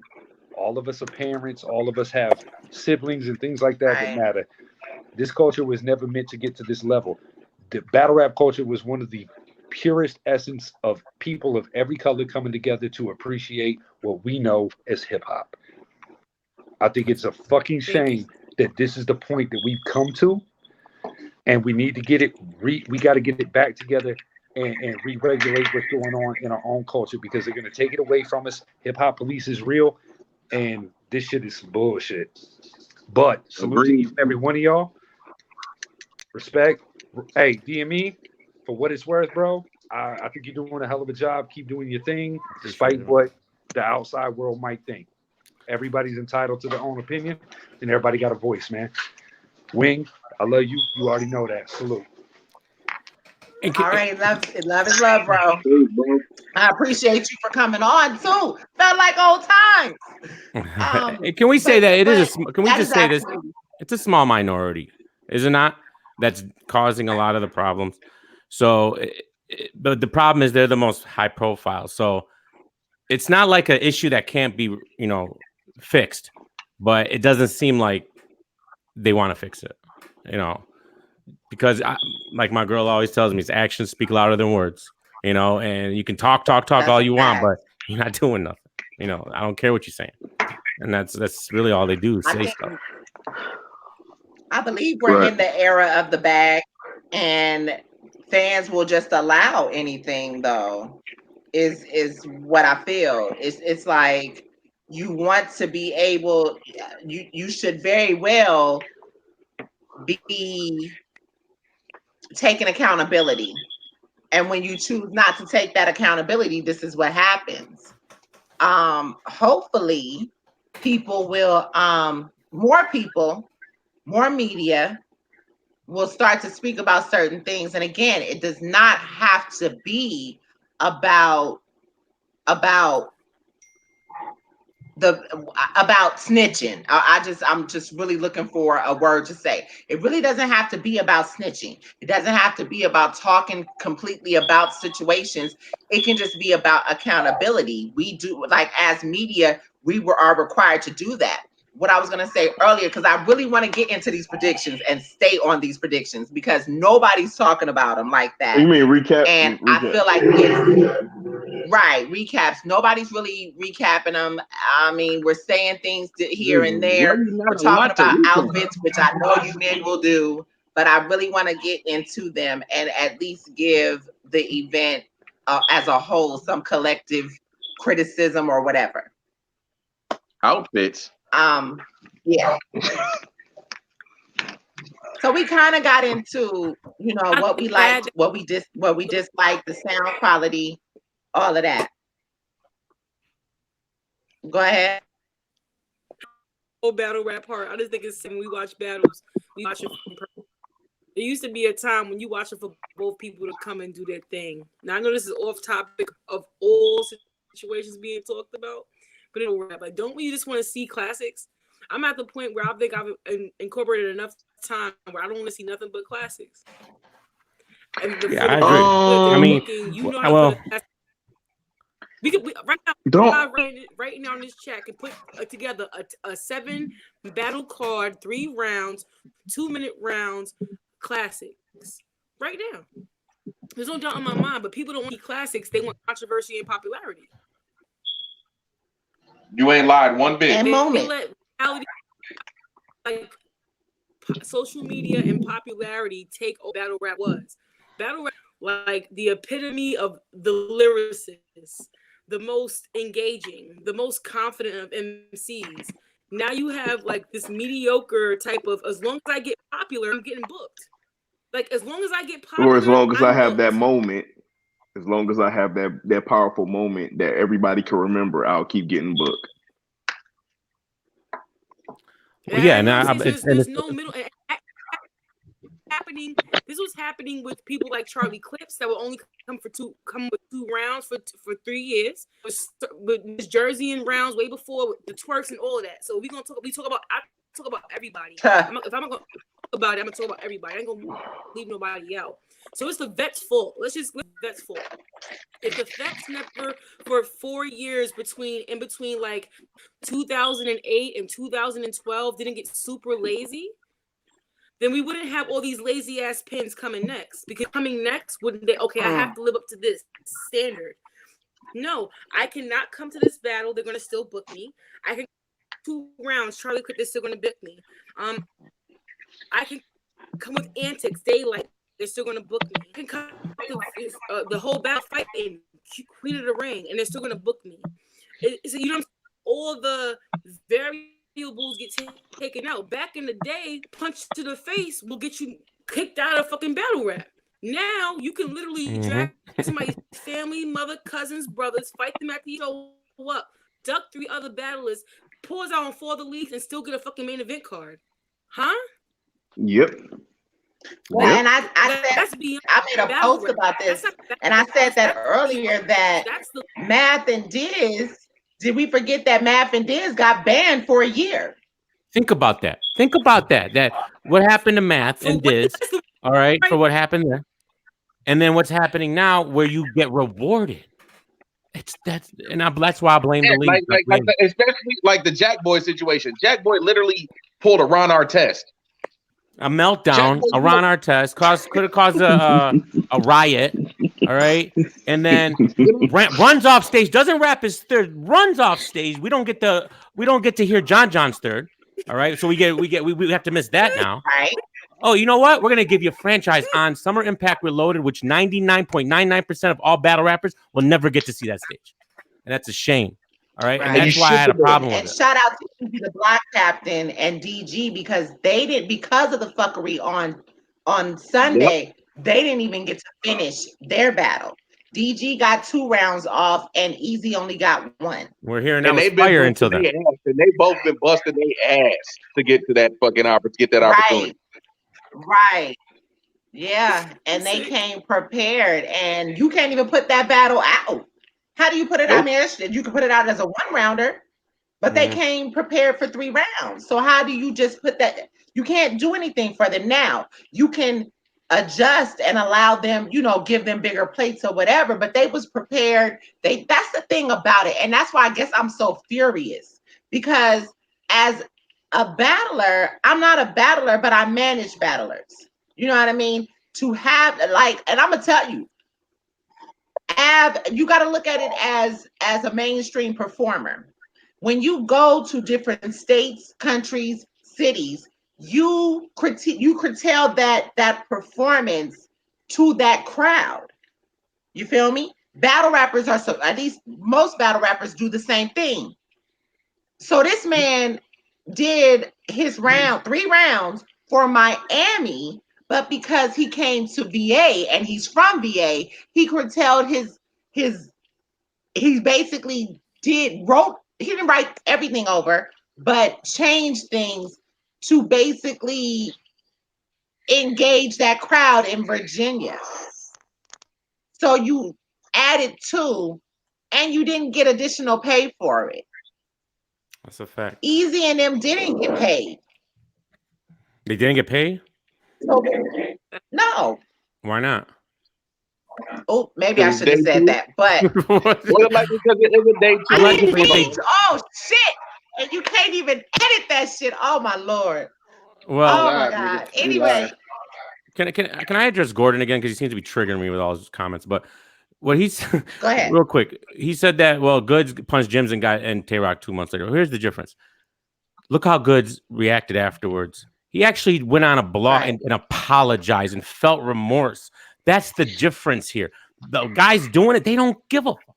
They just do it. They just do it what they're doing. And SMD to the fans. Goods apologized to Jims. He made a 10-minute blog, 3 different blogs. All right, talking about it. And it's actually grown and taking accountability. Exactly. It's not what you did, but how do you handle it afterwards? And that's the difference. That's the difference. A lot of these dudes don't know how to take accountability. They're still young. A lot of these dudes are still young, still young-minded. They still think that being the toughest thing in the streets is the way to go, because people are going to start believing you even more on, like y'all said earlier, we don't care about who you are in the streets. Don't bring that shit to these events. At the end of it, don't bring shit to these events. If you know you beefing with somebody, why are you going to pull up to an event with your name on it and everybody knows that you're going to be there? Why are you going to pull up to this event? And most battlers don't bring it to the events. I would say the majority, they don't bring it to the events. I'm surprised. Good. I mean, let's keep it a buck. O-Red, Suge never really even did it. Nitty never really even did it. Geechee don't really do it. Who else? Who else is gang affiliated? K-Shine. None of these people have ever glamorized gang banging prior to this. Let's not forget Smack Volume 3, Blood versus Crip. Blood versus Geechee Crip versus K-Shine. Volume.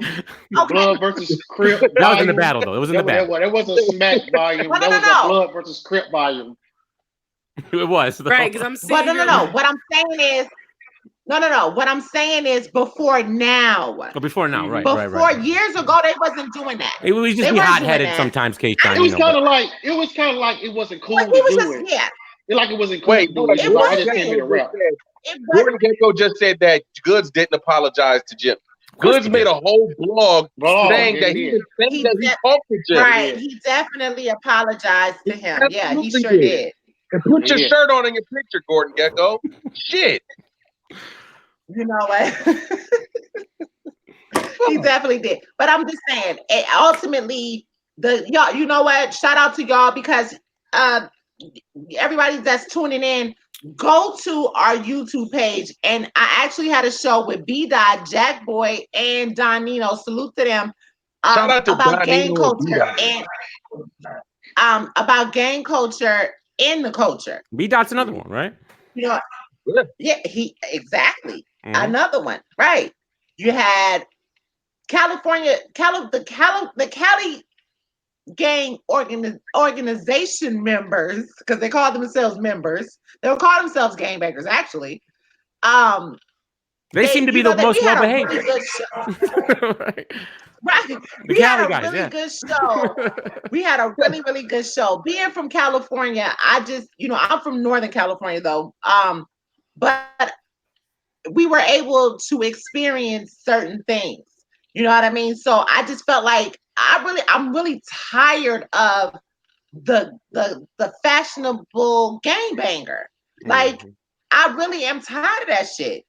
Every year, being a suburb kid, every year having to be during the summer going to LA to stay with my aunt in Watts for a week and a half, 2 weeks. That shit, you don't even understand how traumatizing that shit was. Number one.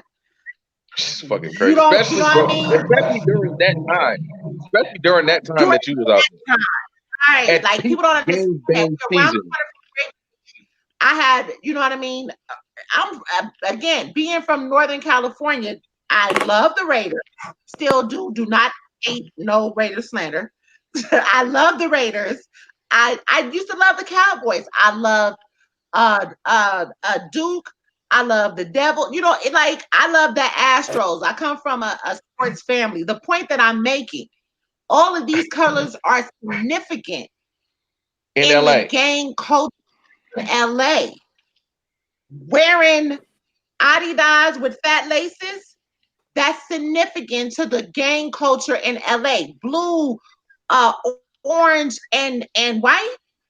Wearing Yankees hats to the side because I was a whole tomboy. All that shit is prevalent to the gang culture in LA. And it's like, now with battle rap today, people are like, this is the thing. It reminds me, Don Nino said one of the realest things during one of the second time that we had him and B Dot on there. Don Nino said a lot of the East Coast gang members and gang bangers are catching up to what they did in the 90s and early 2000s.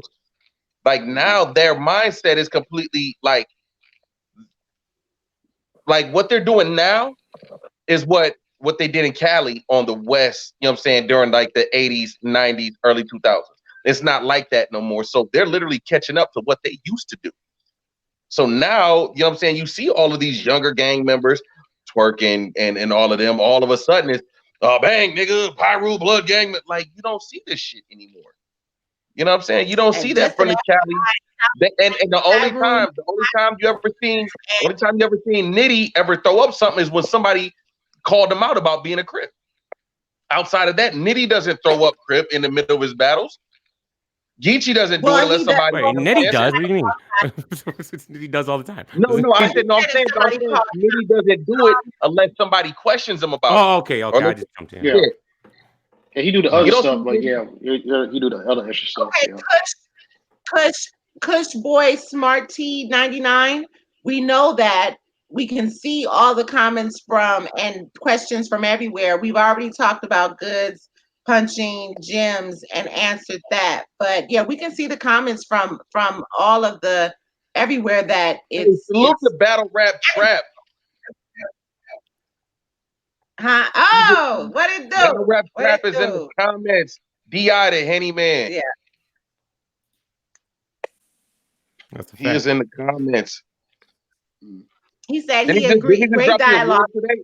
Didn't he just drop the awards today? Yes. Battle Rap Trap Awards. Yep. Yes, Oh, the you Trap dropped Trappies? Awards. Trappies. Okay. I'm a fan. Oh, I'm bro, not 100% fan. to send you a link so you can come on and talk about the Trappies.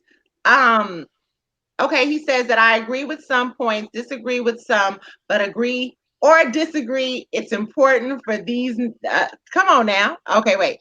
He said it's important for these leagues to hear from non-biased supporters of the culture. Constructive criticism is needed. Absolutely, and that's the whole thing. Is people are going to talk about different things. We're going to have different points of view. We're going to come at it from different ways, and I think it's the conversation is going to be happening, and it's needed. And I don't want people to I don't want people to not be able feel like they can't speak on certain things and talk about certain things because other people don't think it's appropriate. That's been my issue. That's it.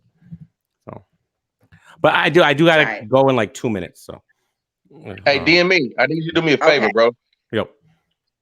Can you how about say email? I need you to send to Seattle a big ass box of Jay's hot stuff potato chips. Thanks in advance. Appreciate you. Jay's hot. You don't get them out there? Nope. Okay. I can see what I can do for you.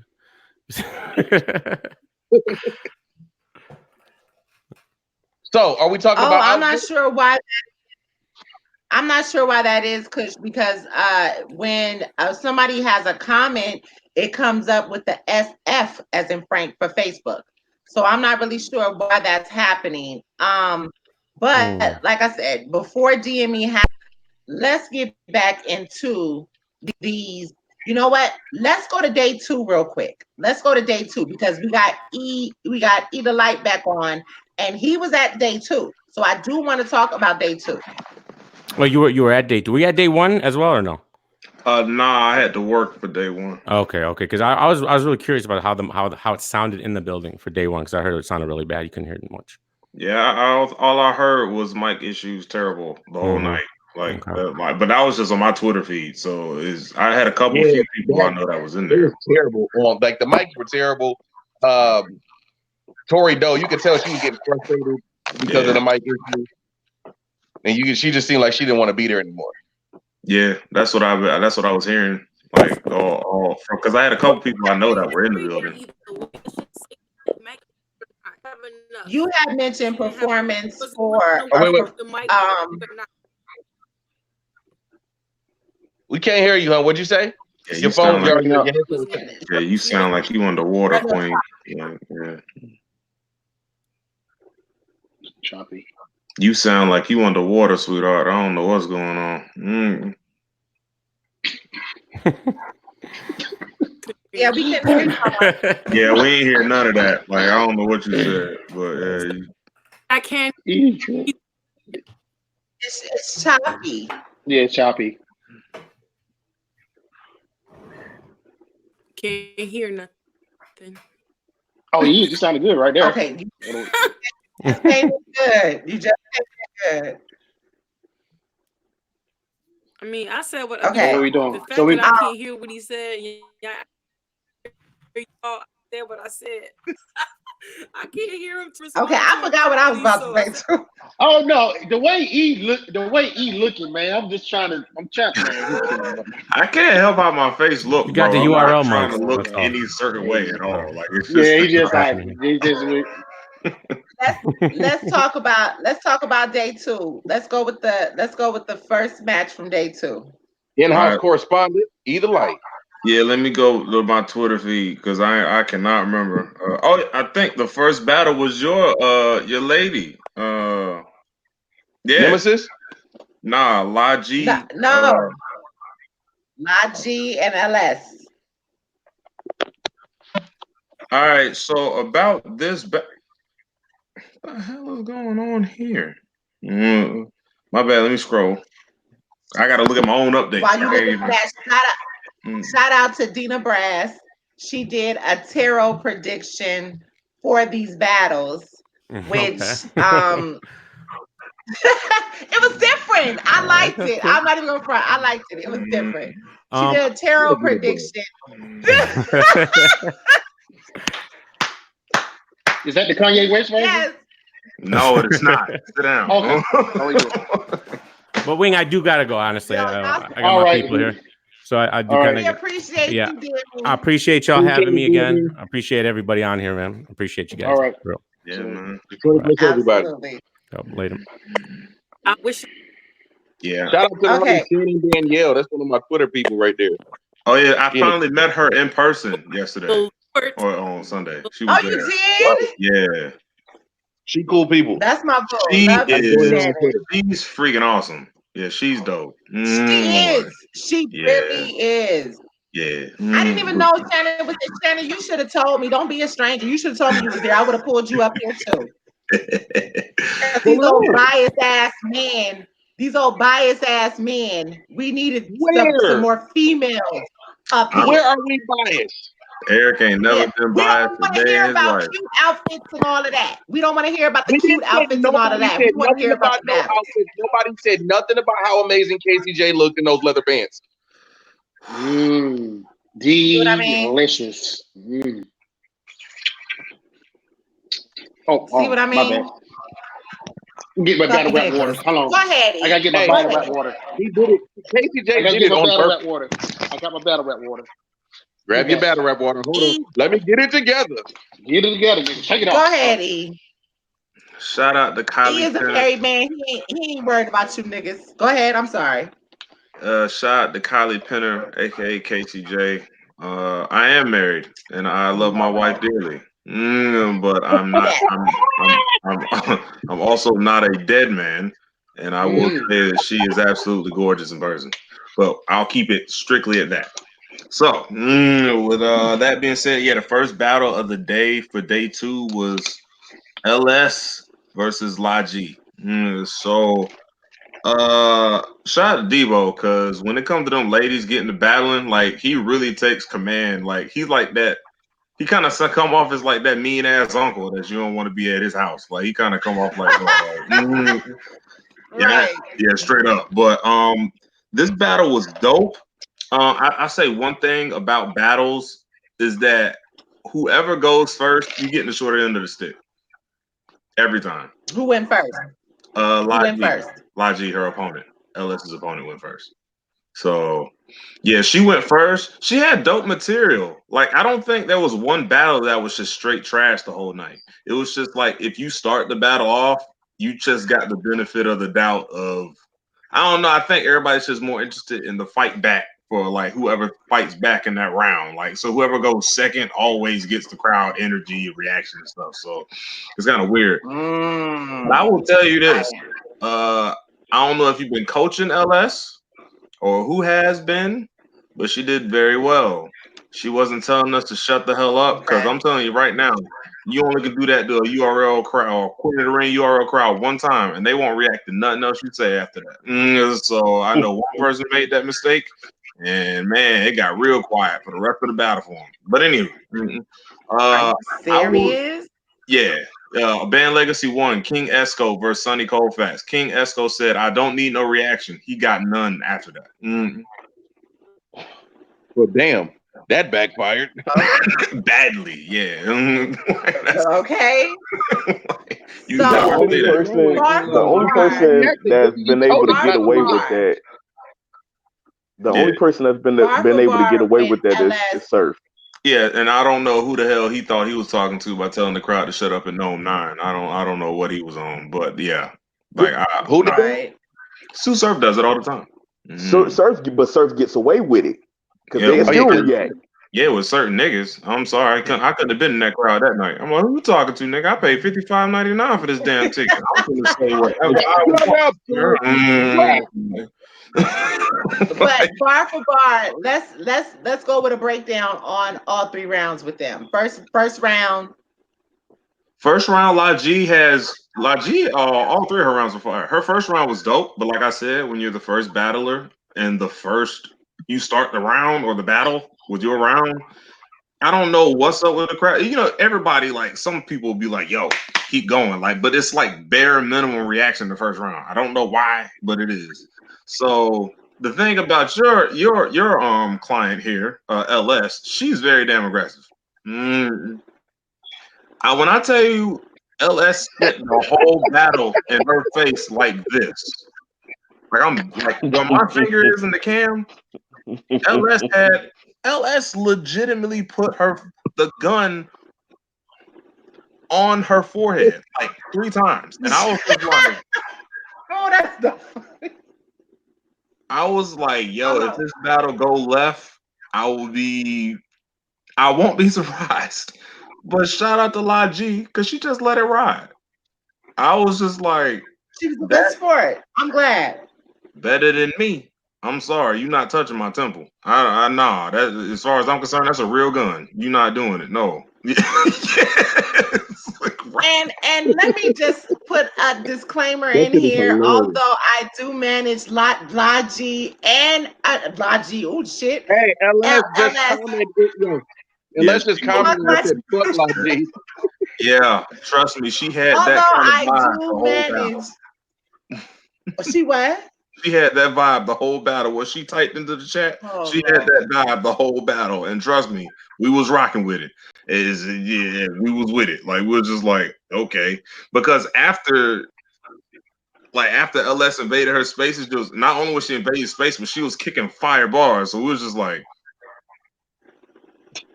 we kind of like, yeah, this is fire. But like when Logi had to fight back in her second, it was just like, we want to react, but you got a pistol on the whole round, and you didn't. Not that we want you to start something, Did she give her that ghost? Did she give her the ghost to Tasha like forehead? No. Oh my lord. But it was Logi did her thing. She had good material. Like she got mild crowd reaction, but LS just kind of took over with her presence and aggression, bro. Like it was a clear 30 for me. I'm gonna say when they run it back, it's gonna be an enjoyable battle just if you watch it for material. Like they both had great material all 3 rounds. It's just LS she commanded that stage and that I don't know, just point blank period. LS spit like a nigga. I'm gonna just be honest with you. Like she don't really like that's period. Like that's just what it is. I want to see LS battle Panic sometime in the future. That's just something I got. Yeah, we could talk matchups later. Right. That's what I do on the right. side. That's what I do on the side. Bruh. you know how we do. But yeah. So next battle. Next battle was Profilini and Rad B. I know we laugh about Profilini's name, but like I said before, I've been at all of his PGs, and he's NWX, so he's obviously been getting coached because this performance was great. He won this battle to me, and it wasn't like he was reading off paper, because that was his problem in his first 2 battles, in my opinion. It kind of just seemed like if you go watch his draft night battles, like it sounds like he has fire material, but you can literally see him acting it out like he was memorizing it at his house. You know what I'm saying? Like, some stuff like that. But this, nah, it looked like he was comfortable and everything. This was his greatest performance, and like if he gets another PG after that, I think that'll be good for him. Like he deserved it. But shout out to Rad B. Arsenal was in the building. Arsenal, the whole UW family, they were there, just shooting it on. I would say this: Rob B has kind of like this calm, but yet killer type vibe to him.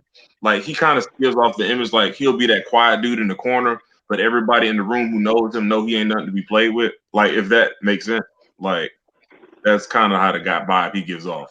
You know what I'm saying? Because he has a calm tone of voice, but he gets aggressive, but he doesn't raise his octave level. He just like raises the tension somehow. That sounds weird, but yeah. It does. Yeah, you know what I'm saying? So, but the funny part about the battle is Profilini started it. And you know how there's usually like a setup, an intro, or something to get into the round. This nigga started off the round said stomach shot. I was just like, okay, so we there with it. Okay, all right, whatever. But for some reason, it worked.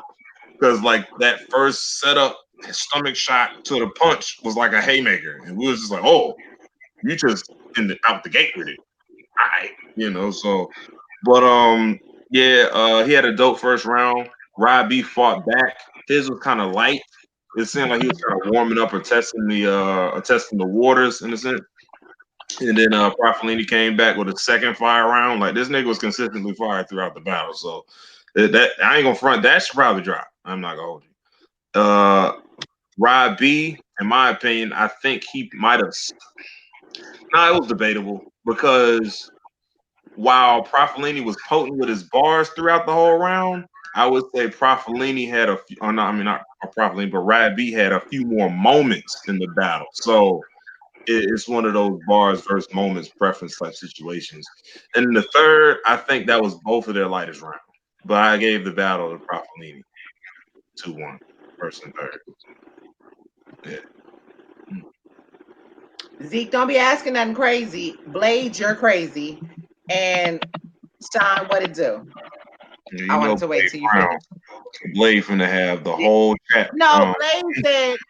I'm already "Can I laughing manage at what he Jamie said. Myers?" He crazy. He's crazy. Hey, this nigga Blade is sick, yo. Yeah, I am not even gonna get him started. I'm laughing at the comment now. I think he. Okay, so he said URL pushes Ace like the best rookie right now. Do you agree with that? I absolutely agree. No. I've said that. I've said that on this show. He is not the best rookie right now. No. I think she said they push him. They push him. Oh like yeah, this. they push him. They push him like the best rookie. It's wait, pretty much. wait. Let me ask you this: Is URL really pushing Ace? Not that's what I was going to say. He not? I would say the only reason they can push him is because he's kind of pushing himself. Yeah, he marks kind of pushing himself. Ace isn't getting big names. He's not getting any mid. He just, you know what I'm saying? He went through the ranks. You know what I'm saying? Had a few good performances, has a few bad performances, but he's getting through the ranks, and he's probably going to end up battling a lower name on the next event. Okay, let me ask you this. Is he still battling Emerson Kennedy? Yeah, that's Born Legacy 9. Oh, yeah, I forgot, So he didn't do good with Snake Eyes. He completely lost and choked to He did good Swamp. with Snake Eyes. He did good with Snake Eyes. Yeah, it just wasn't great. That battle was just. It wasn't great. It was good, but it wasn't great. Yeah, it was like. It was good enough to get. It was good enough to get Emerson Kennedy. Is that what you're saying? Nah, remember he battled Jada Nightwing. He got it out here. Yeah, he did. Jada Nightwing beat himself. Nightwing beat himself. It's the fact, but he won. This is the fact, but Ace won. You can't deny it. Ace won. Ace came prepared. He did what he was supposed to do against Snake Eyes and against Jay. I mean, he shit the bed against Swamp, but he's been consistent. He's been doing his thing. Yeah, because I mean, even I can agree that like Ace hasn't been as consistent as I want him to be. But I mean, because my favorite performance from him to this day, personally, under the Jada Nightwing battle, is his first PG battle versus Fuse the General. But before, me too. Me too. Yeah, his Snake Eyes performance, I was like, that was cool, but I know you can do better. But I was impressed how he like handled the big stage for the first time. I'm not gonna lie, for a nigga that just got there. Not to say that it was awesome, but it was just. And Zeke poses another good statement. He said, when you have people like Norb saying that he's the ringleader. Yeah.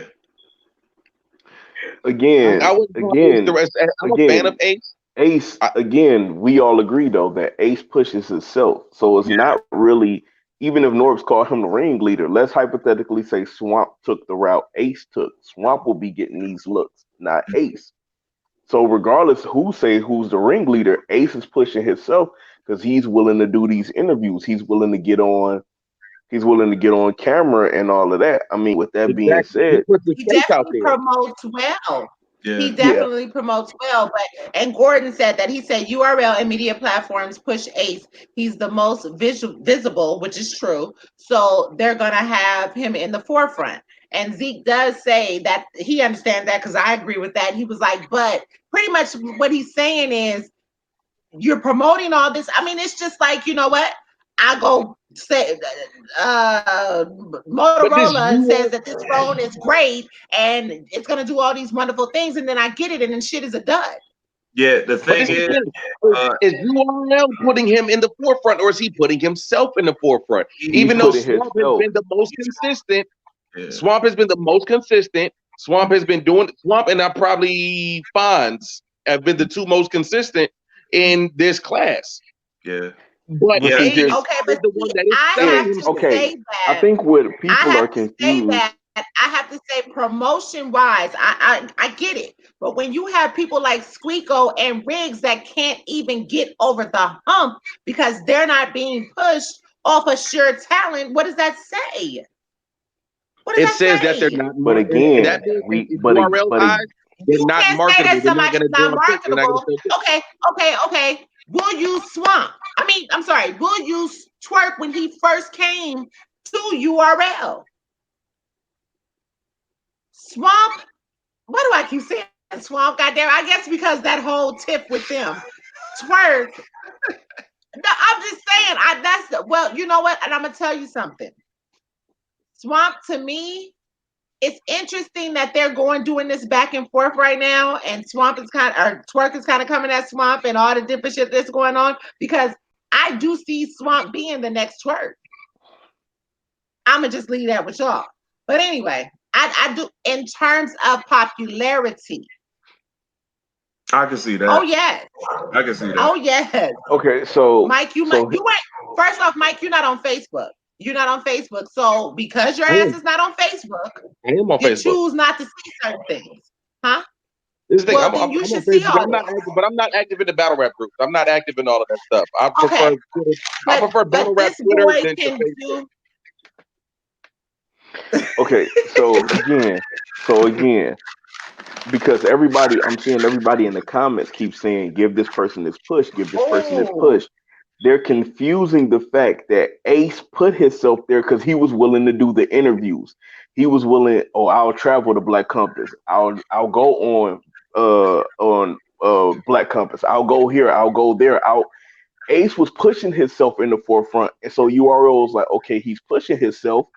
Fans is liking what he is saying in these interviews, so we're going to go ahead and we're going to push him.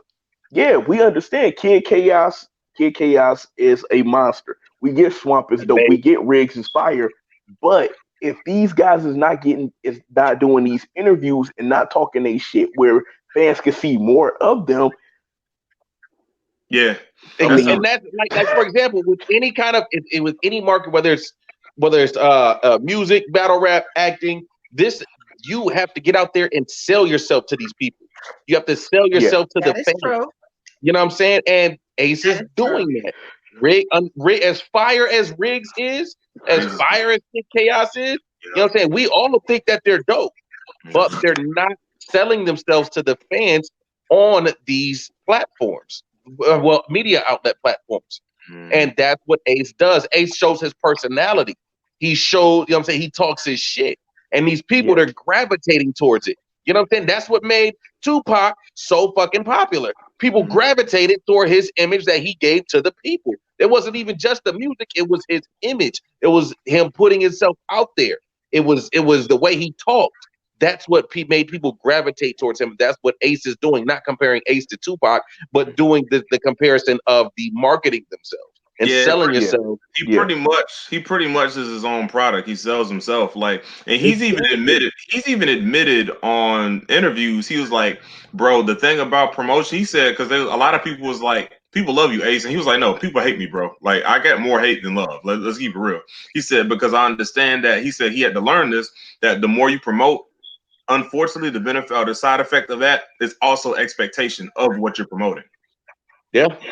Remember, and then he even promoted himself as Mr. More Promotion Than Battles, more interviews than battles. More interviews than battles. That's what people were teasing. Now he promotes himself as the worst battler of 2019. That's what his Twitter says. Yeah, he literally the things the fan, if somebody, the most hated thing that they say about him, he changes his name to that. Yep. Yeah. Because let's keep it real. Even if you want to hate him or love him, you have to pay to see it. Look, it's regardless of how great your talent is, if you're not willing to talk your smack. Let me take it a step further. I don't know if you all both are UFC fans, but remember, Chael Sonnen talked his way into 2 title matches with Anderson Silva at the time when he was in his prime. Chael Sonnen talked himself into 2 title matches. Talked his way into 2. So again, John talked his way into his battle with motherfucking with Hitman. Yep. So again, it's all about talk. It's all about talking your smack. You gotta talk your smack. That's real. You gotta get up there. You gotta talk. Yeah, no matter Jack how Boy dope talked his way into a YK battle. Yeah, we seen how that happened though. Because a lot of people forget that this junk is a business now. It's not about wins or losses. Whoever can create the most controversy, I'm booking them niggas. Why? Because y'all gonna pay to come see them lose or win. It don't matter to me as long as y'all pay. It's that simple.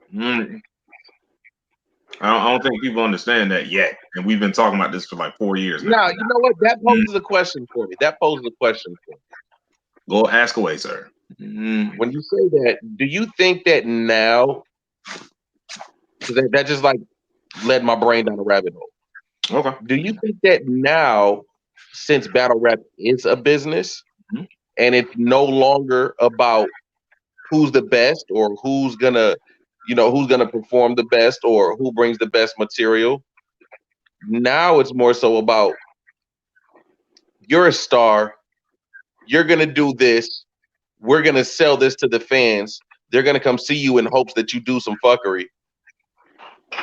Would that make URL and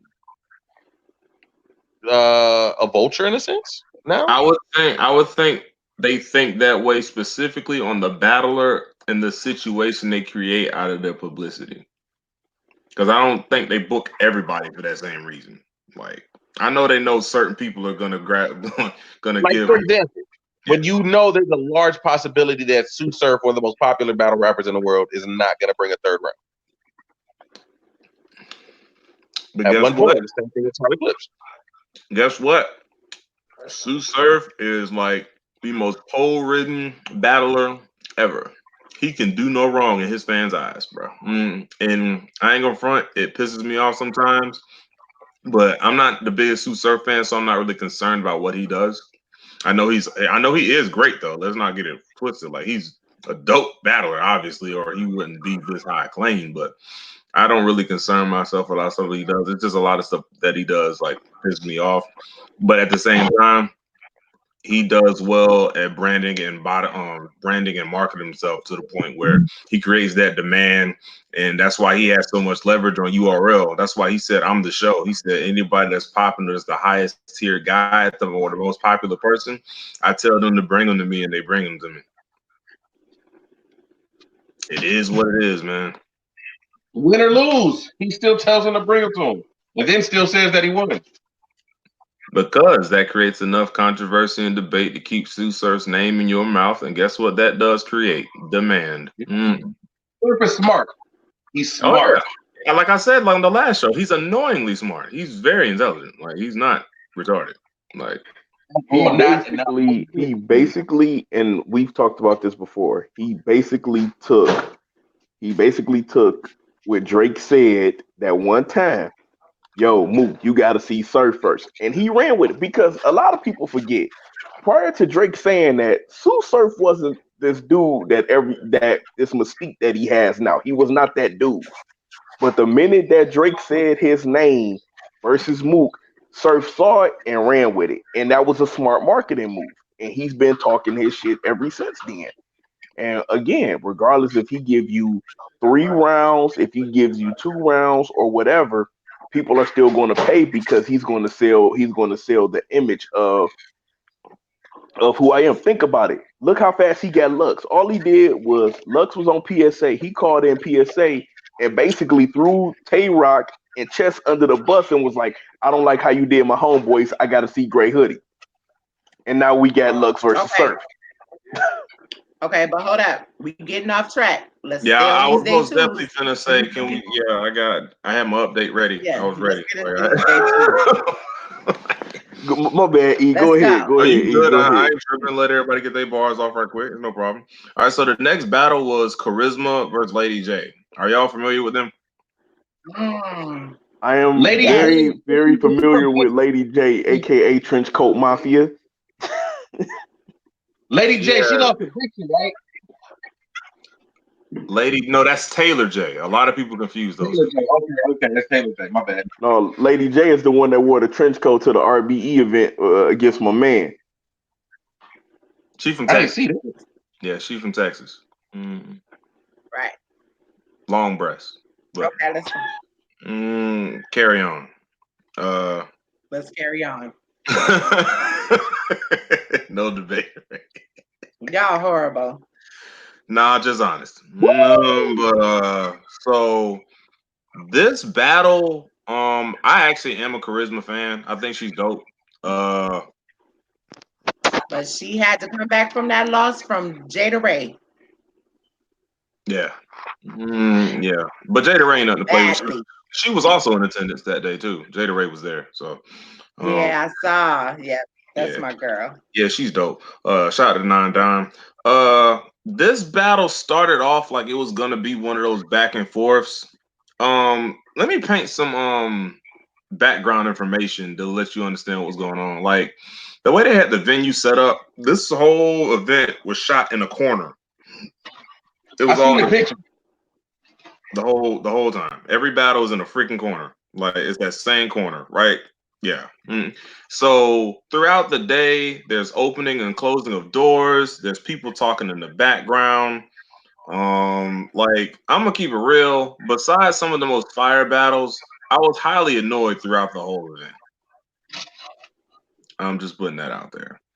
So that's also gonna play into how this Charisma and Lady J battle took place. So Charisma got through her material. She was fire as usual. Came back, did her thing. So she finished her first round, solid first round.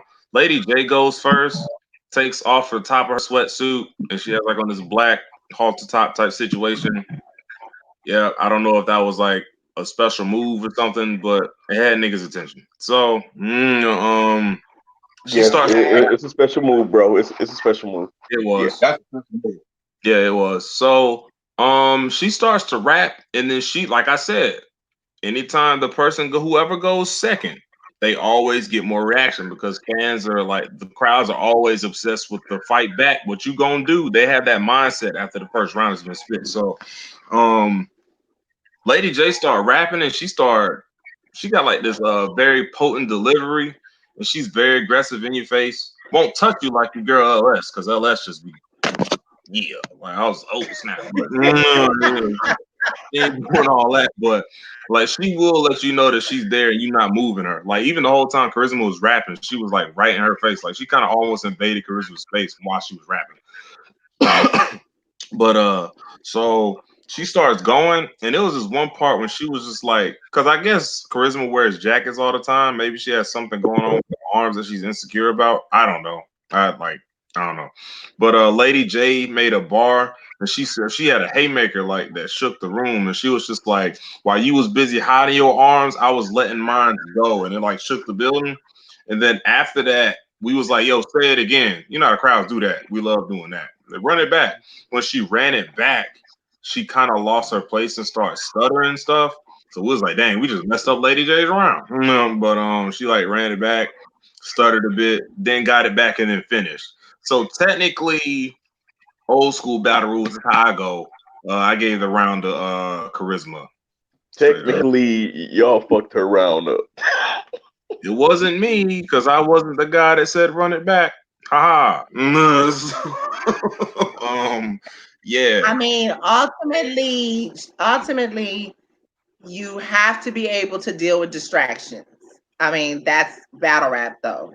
Crowd reaction, whatever, you got to be able to. But Jay is learning that. She's learning that. She learns every, you know what I mean? Every battle that she does, she begins to progress. So that's something that, she'll learn from that. Shout out Johnny Rocket, aka Gordon Gecko. That's my new Scripper client. But anyway, go ahead. All right. So yeah, so she ends the round. Charisma goes second. Charisma goes back on the top of the second. Spits another fire round, better than the first actually. And then Lady J goes, starts spitting, stumbles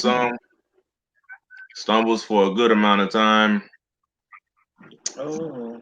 And then I want to say she just ended up choking around. Like I think she got it back and then choked some more, and then like just shut the round down. It Charisma seems did like her thing. the moral of this. I'm gonna let you finish, but it seemed like the moral of this weekend was a lot of stumbles and not remembering material. It's funny. I think she was the last person to do that weekend though. Because after that, everybody else got through their material. So, but yeah, so she did that. Ended her second round. Charisma went third at the top of the third, and did her thing. Got through her round. Great material. Yeah, and then we got back to Lady J, and she started rapping. Then I think she was like more frustrated because there was a lot of people talking during the rounds while she was rapping, and I think with that in combination of her frustration with herself in the last two rounds, she just said screw it and then forfeited the third. So yeah. Oh. Okay. Yeah. So not the best showing for Lady J. Nah. Charisma with the 30. Yeah. Charisma with the 30. Yeah. It was quite clear. Like, it's to talk about. And I hate those kind of battles because when you like the person who chokes, them choking gets more gratitude or more, talk the more conversation than the person who did good. You know what I'm saying? That's the gay part about it. Like, so yeah. Yeah, it was pretty bad. So next battle up was next battle up was Sheed Happens versus Bars Major. As anybody what you got, Wayne? Talk about it. What we talking about? Oh, I'm going with Sheed. Oh, I of course. said Sheed. Of Yeah, course. when we did the Yeah. Unequivocally. Nigga, I had Sheed 4-0 before we got in the building. I mean, I didn't I wasn't 4-0 coin toss and all 3 rounds. Yeah, that was my prediction. I mean, I'm not a big fan of Bars Major. I think he's more theatrics than talent. Then that's just me being honest, not disrespectful. That's just honestly how I feel. But Bars Major be doing all the weird shit in his battles, right? Yeah. And he the one that just got lost to Nitty, right? Yeah. Okay. Yeah. She'd have before. Hold on, weird shit like what? Didn't nigga like fall backwards and pop up in a handstand or some shit in the battle or some shit? He did that. He did a James Brown split in another battle on Gate to the Garden, amongst many other things. So all right, yeah, go ahead with your review. All right, so the round starts. She goes first. There's a bit of a debacle saying that when she said he was going first, they was like, nah. They was like, my man, she said he gonna set it off. They was like, nah. And then Bars Major was like, nah, let's get this understood. We flipped the coin and he won. That's why he's going first. Because I wanted to go first. I was like, oh, all right. But it started off like that. Sheed is just awesome to watch, bro. Like, and I was very appreciative for this because unlike his last battle, there was nowhere near as much gas as this last battle because him versus Zeus is what you're talking about. Because Zeus and She was fire in that battle, but the only thing that made that battle hard to watch was the damn gas. Was the gas? I agree. It's literally the only thing wrong with the battle. I was like, whoever this bearded nigga took away. Yeah, it completely took away from his round. So yes, I'm glad you mentioned that because that did it for me. I think you and I had spoke about that on Twitter when I posted because I did post the battle. It was a very good battle, but yeah, that gas shit fucks up around. Y'all gotta understand that people in the cheap seats don't do that. Don't do that. Bruh, Yeah. like So I anyway. literally had to make a separate video after reviewing the battle to address gas because I was literally that upset with it. Like I was like, I don't know whose man this is, the nigga with the beard and the loud raspy voice that's like the drunk uncle at the cookout that showed up 6 hours later. But y'all need to leave that fool at home, bro. Cause I'm sorry, bro. Like I understand, like entourages. I understand these aren't just battle rap friends that y'all come with. These are y'all's real peoples that y'all go through stuff with in real life. Sheed has obviously been through a lot in life, lost a son, all kind of stuff. You know what I'm saying? So I can understand why they like when he's winning and doing his thing and showing out and giving up a good performance, they're proud of it. And I can see where that comes from. You know what I'm saying? So I'm not mad at you getting or encouraging your man to keep putting on, but when you holding back crowd members and acting like an ass, you're distracting from him more than you're helping him. Right. You know what I'm saying? So Right. he was that guy. So that guy was not in attendance. Thank God. And it was everybody was well composed. It wasn't nothing like crazy, but Sheed Happens just did what Sheed Happens does. Like his personality, he kind of has like this humorous kind of delivery to him. And he's just very entertaining to watch, and he can rap very well. Like, you know what I'm saying? Like, I forgot he said something about the cereal cracking or the cereal, like it was like a gun butt bar, cereal breaking the roof of his mouth like Captain Crunch or something like that. I was just like, it shook the building. It shook it. Yeah. And like his animation and how he just move around, it's just a giant watch. Is dope. Like, so yeah, he pretty much just, Mike, you would appreciate him because he's lyrical. Yeah, he can. Like, I'm mad because I lied to you not. I wish I could take a screenshot of my phone right now. I was literally putting ideas together for my battle in April, and I had a Captain Crunch roof of your mouth bar, and I was trying to figure out how to put it together. Yeah, he did it very well and performed it even better. So yeah, Sheed is most definitely somebody that I'm looking forward to seeing. Look out for. Absolutely, I hope so. I saw the battle with him and Zoo. I saw part of the battle with him and Zoo. But like you said, the gas that kind of made me say, yeah, I'm not gonna watch it. You feel me? Like I was just like, I'm gonna tell you, I gave Zeus the battle because of that. Zeus was his hit harder for me because they were both she performs, like you said, he performs very well. But with the performance and the gas, it was just too much. You know what I mean? Allow him to perform his bars, and the reaction is gonna be there because I'm reacting in my seat while I'm watching. But ultimately, it's like I can't get what I need to get out of his bars. When Zeus rounds came up, it was like, you know what I mean? They just hit harder for me. They really did. So I will say that's why I gave Zeus that battle over Sheed for that very reason. So okay, we speaking a lot about Sheed, but was there any moments for Bars Major? I was getting into it. I was only in the first round, so I mean, I was getting into it. I just want everybody to do a backflip in his second round. Yeah. So yeah, but like I was saying, just in the first round, I don't do play-by-plays. I just do like what upcoming battle is next and like who won. Yeah. So, but this was like she was doing so well. I just had to tweet that Sheed is incredible. Like he just really is. But so he got the first round clear. But Bars Major, even though I'm not a fan, I will say that he does have some decent material here and there. I think, and he does, right? Yeah, I'm not a hater, it's whatever. But the thing is that his performance and stuff, it kind of is he puts more in his performance than his material. Definitely.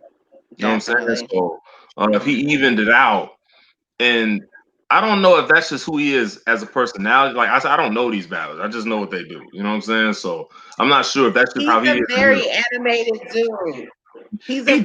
My first impression of him. Shout out to Renegade Battle League, Jorilla. That's my nigga. But that's the league that he's with. And he definitely, I like him as a person. He's a cool dude. He is a true battle rap fan. Bars is definitely just an animated dude. So what you get on that stage is that's him. Yeah. That's him. Because he seems like a cool dude. I didn't get to talk to him much, but he seems like a cool dude. Even after the battle, like he seemed very approachable, cool, humble guy. You know what I'm saying? Like I can differentiate the battle and who you are as a person. I can actually do that, unlike a lot of people. So, Right. yeah, Exactly. he's like a cool cat. But like his battle style for me, until he kind of like tunes it gets better. If he sees anything wrong with it, I'm just kind of gonna be like, but Right. but highlight of the battle, because it just like what happened in round 1 happened in round 2 for both of them. She did incredible again, and then Bars Major did better than I expected him to again. But I gave Bars Major that third. Really? Yeah, Bars Major, apparently he also had a similar experience to what she had, as far as he had a stillborn child. Oh, And he talked about it. And I was just like, see, I can appreciate pain, like, from anybody. So, and when he was spitting it, I was just like, damn. Like, it was like, when it drops, because it's gonna come out, because it was a good battle. It's just like I think I like She better than Bars Major, but I actually will watch this battle and I won't skip rounds. Like, you know what I'm saying? So, because actually Bars Major had some bars that hit. Right? He ain't had a crowd sleep. So he had some bars that hit. So, but his third was extremely powerful. Like, now let me shoot Mike a question, because Mike, we had a conversation in regard to Danny and Hollow, and I told you about the touching third that you felt did not belong in battle rap. That's not what I came to see. Bars Major. No. I didn't say it doesn't belong in battle rap. I didn't say it doesn't belong in battle rap. I said I personally don't always want to see that. I don't want to see, like, I came to watch it. I said you said it don't belong in battle rap. That's what you said, right? No, I said that I don't like it. If I want to see you said. I didn't say it doesn't belong in battle rap. I'm saying for me, for what I like, I don't want to watch somebody, like, if I come to watch you battle, I don't want to hear about your heartfelt, scenario in life. I want to watch you kill. It's battle rap. Be the better rapper. That's what I want to see. Okay, but I get it. Like, okay, like, I don't want to be sentimental. Like, I don't want to have a sentimental moment. Nigga, kill that nigga. Okay, but isn't What's Your Life Like and real talk bars sentimental regardless, because it's your struggle? No, because when Suge does What's Your Life Like, he's trying to say, yo, I'm over here trying to be a thug and you're being a fucking dweeb. That's what Suge is saying. I ain't gonna front. My favorite What's Your Life Like moment was when he told Rosenberg Raw. He said, "What's your life like? You run the trap." That was the start of What's Your Life Like. He said, "What's your life like? You like to run a trap with no endurance. What's your life like? I'm riding around with 10 bricks with no insurance." That shit hit. Like, now listen. Okay, listen. Now Mike said that's short. Now Mike said that's you trying to be a thug. No, my nigga, because there's plenty of time in my real life at times, years ago when I was younger, that I didn't have insurance, and in California, it's a whole different way. When it comes to Suge, what Suge is saying, Suge's like, yo, I'm in the streets, you're not. That's his whole What's Your Life Like. That's the way you look at it. What I'm saying is that is some shit that I can completely, but I can relate to that. I can say, I'm riding around dirty. A lot of people can relate to not having insurance. Listen, although I am not riding around dirty, I am riding around dirty because California law said I'm supposed to have insurance. Otherwise, I'm going to jail and my car getting towed. So, nigga, I don't care if he had bricks. I didn't have bricks. I still felt that shit. Are we really battling about? Wait, are we really battling about insurance right now?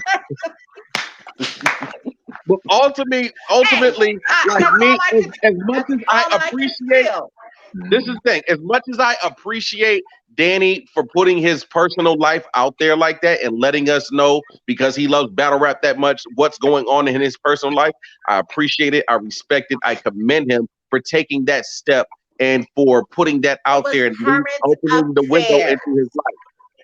But It was current affairs because we were talking about it, and he put it out there and let it be known. Listen, that was the redemption round.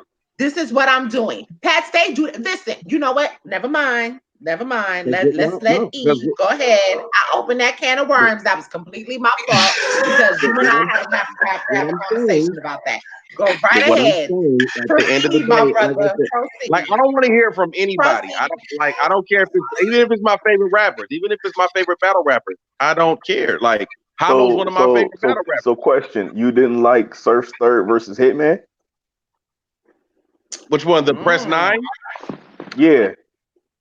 I'm not a Surf fan. I mean, I got it. I felt like, but this is the thing, that wasn't a listen. Wait. That wasn't a sentimental moment. That was like, yo, like this is some real street shit. Like that's different. But nigga, no, it wasn't. The nigga said his mama was crying on the phone, pressing 9. That's pain, sir. I'm sorry. That's a lot of pain, nigga. But it's different. And he even said my mom was in There's a lot of pain. street niggas that can listen. But there's a but wait.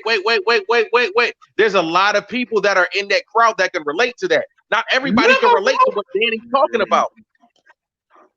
You know what? We finna I'm pretty sure it's people that can relate to what Danny's going through. Everybody that had a crackhead auntie, uncle, sister, brother, possibly parent that has been in rehab, and plenty of people done had kids taken away by CPS. You can't say that people can't relate to that. I can't relate to nobody. I've never had to deal with somebody in rehab. I have. And I've never had CPS called on me, but I did have my aunt take her son so that he wouldn't go to Child Protective Services and had to go through rehab. But most of America, listen, we are in this is an urban culture. So most people have missing the point. You're missing what I'm saying, though. You're missing what I'm saying, though. For me, I don't want to hear that.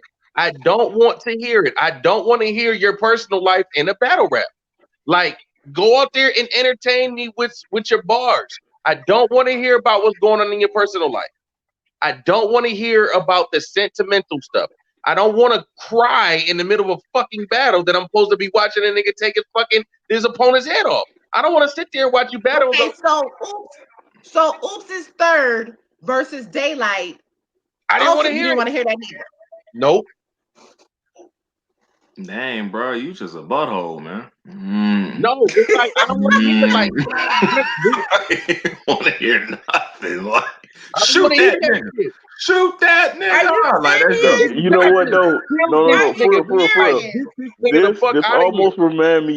This almost remind me of that whole point Dave Chappelle was making about Ja Rule. Like, nigga, this is something tragic going on. Who the fuck gives a think when Ja Rule thinks at a time like this? Like, I mean, maybe Mike is one of them people like, yo, I want to be entertained. I don't have time to hear the sentimental shit that's gonna fuck me up because of what you're going through. Charlie Clips third versus Rex. Didn't want to hear that neither, right? I mean, it was good, but it's not what I want to hear. I don't care how good it is. That's the thing. I don't care how good it is. It can be great, but I don't want to hear it. I hate Mike sometimes. I swear. You don't want to hear it, then. Hey, Mike. You don't want to hear it. I don't want to hear it. I'm not now, mind you. I'm not saying that none of these moments that has been referenced are trash. Now, please don't get it twisted. Don't get it misconstrued. I'm not saying that these moments are trash because the content is great. But when I watch a battle, when Michael Phenomenal, Armstrong, all that good shit, watches a battle, I don't want to hear it. I want to hear bars. I want to hear punchlines. I want to hear wittiness. I want to hear words. I want to hear wordplay. I want to hear schemes, metaphors, all of that. I don't want to hear your personal life. Blade, you are stupid. Young ill Blade dude out. Dust head with bars. Kick Blade That's out. pain. Kick Blade out. Kick Blade out. Brother Eric, go on and proceed, please, with the word. Thank you. I can't. No, but wait, am I wrong? Wait, let me ask you this. Am I wrong for having a preference? Oh no, not at You're all. not wrong. You're not wrong. Not at all. Not at all. Your Now, preference just, you know what? Never mind. Not at well, all, no, brother. Not at all. wait. Why is it wrong to not want to hear somebody's personal life in a battle? If I want to hear about your personal life, let's talk about it face to face. Okay, but listen, it's not even necessarily about your personal life. You can hear all the rest of the shit that we hear. Third round, talk to him, or what's your life like? Struggle bars, all of these things. We are in a urban culture community. These are things that people are using their thirds to combat their opponents. They're also using them for messages. I like the fact that they've evolved to be able to Hey, do If I want a but message, let's I be will watch an honest. after Hold school on. special. Let's be honest, because we have to give credit to the person that started this, and people don't like him, but they do not want to give him credit for certain things he did. But Averb started the third round talk to him versus Hitman. Averb But started you know it, what? and That was everybody third round was not a ran with it. sentimental moment. That ain't got nothing to do. No. I'm talking about what Wing was saying about the third round talk to him bars or whatever I that like to we've talk been to him used to shit. getting. I like to talk Like, to him shit. so Talk to him, break him down, use that round as an angle. But I don't want to hear, like, I respect Danny. I think Danny's an amazing person outside of battle rap as well. Danny's one of the most genuine people that I've ever encountered in in my 20-something years of battling and being a part of this culture. Like, Danny's one of the most genuine people that I've ever encountered. That's a fact. But Yes. I don't want to hear that on stage. You are a killer on that stage. And the mindset, you go up there, you're up there to prove that you're the best. You're battling one of the considered all-time GOATs on this stage. If you want to go up there and face him, try to kill him all 3 rounds. I get it. You want to tell us what's going on in your life. We appreciate it. I appreciate you doing that. But that's for me. I Okay, want to but hear. guess what? He's being combated with these things. Are you serious right now? He's talking about this shit because people are combating this. This is what he talked about since he I get that. said. Listen, these I get that. dudes, not even dudes, battle rappers, And now it's gonna use get worse. your personal life against you. So Now it's gonna get worse.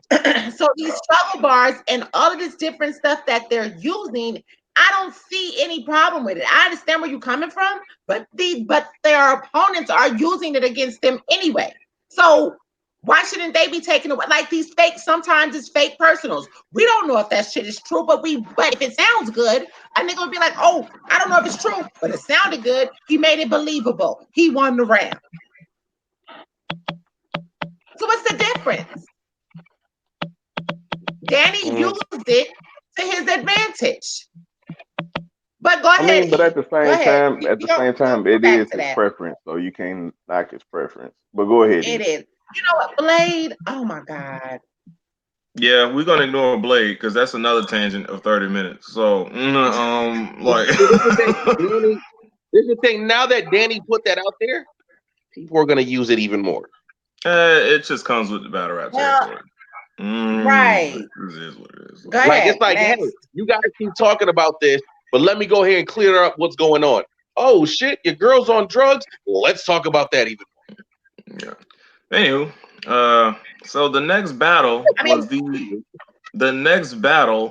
the battle of the night, as I predicted and told everyone. Speaking of, I just saw that my interview with Making Moves with Mojo just dropped on her channel. Go check that out. Anywho, yeah. So Truth Watson versus Ty. Yes. This was the one. I heard that was definitely Battle of the Night. I called it as Battle of the Night, and it was only the 4th battle. And we still had like 6 left. I was like, nothing's going to beat this battle. I'm sorry.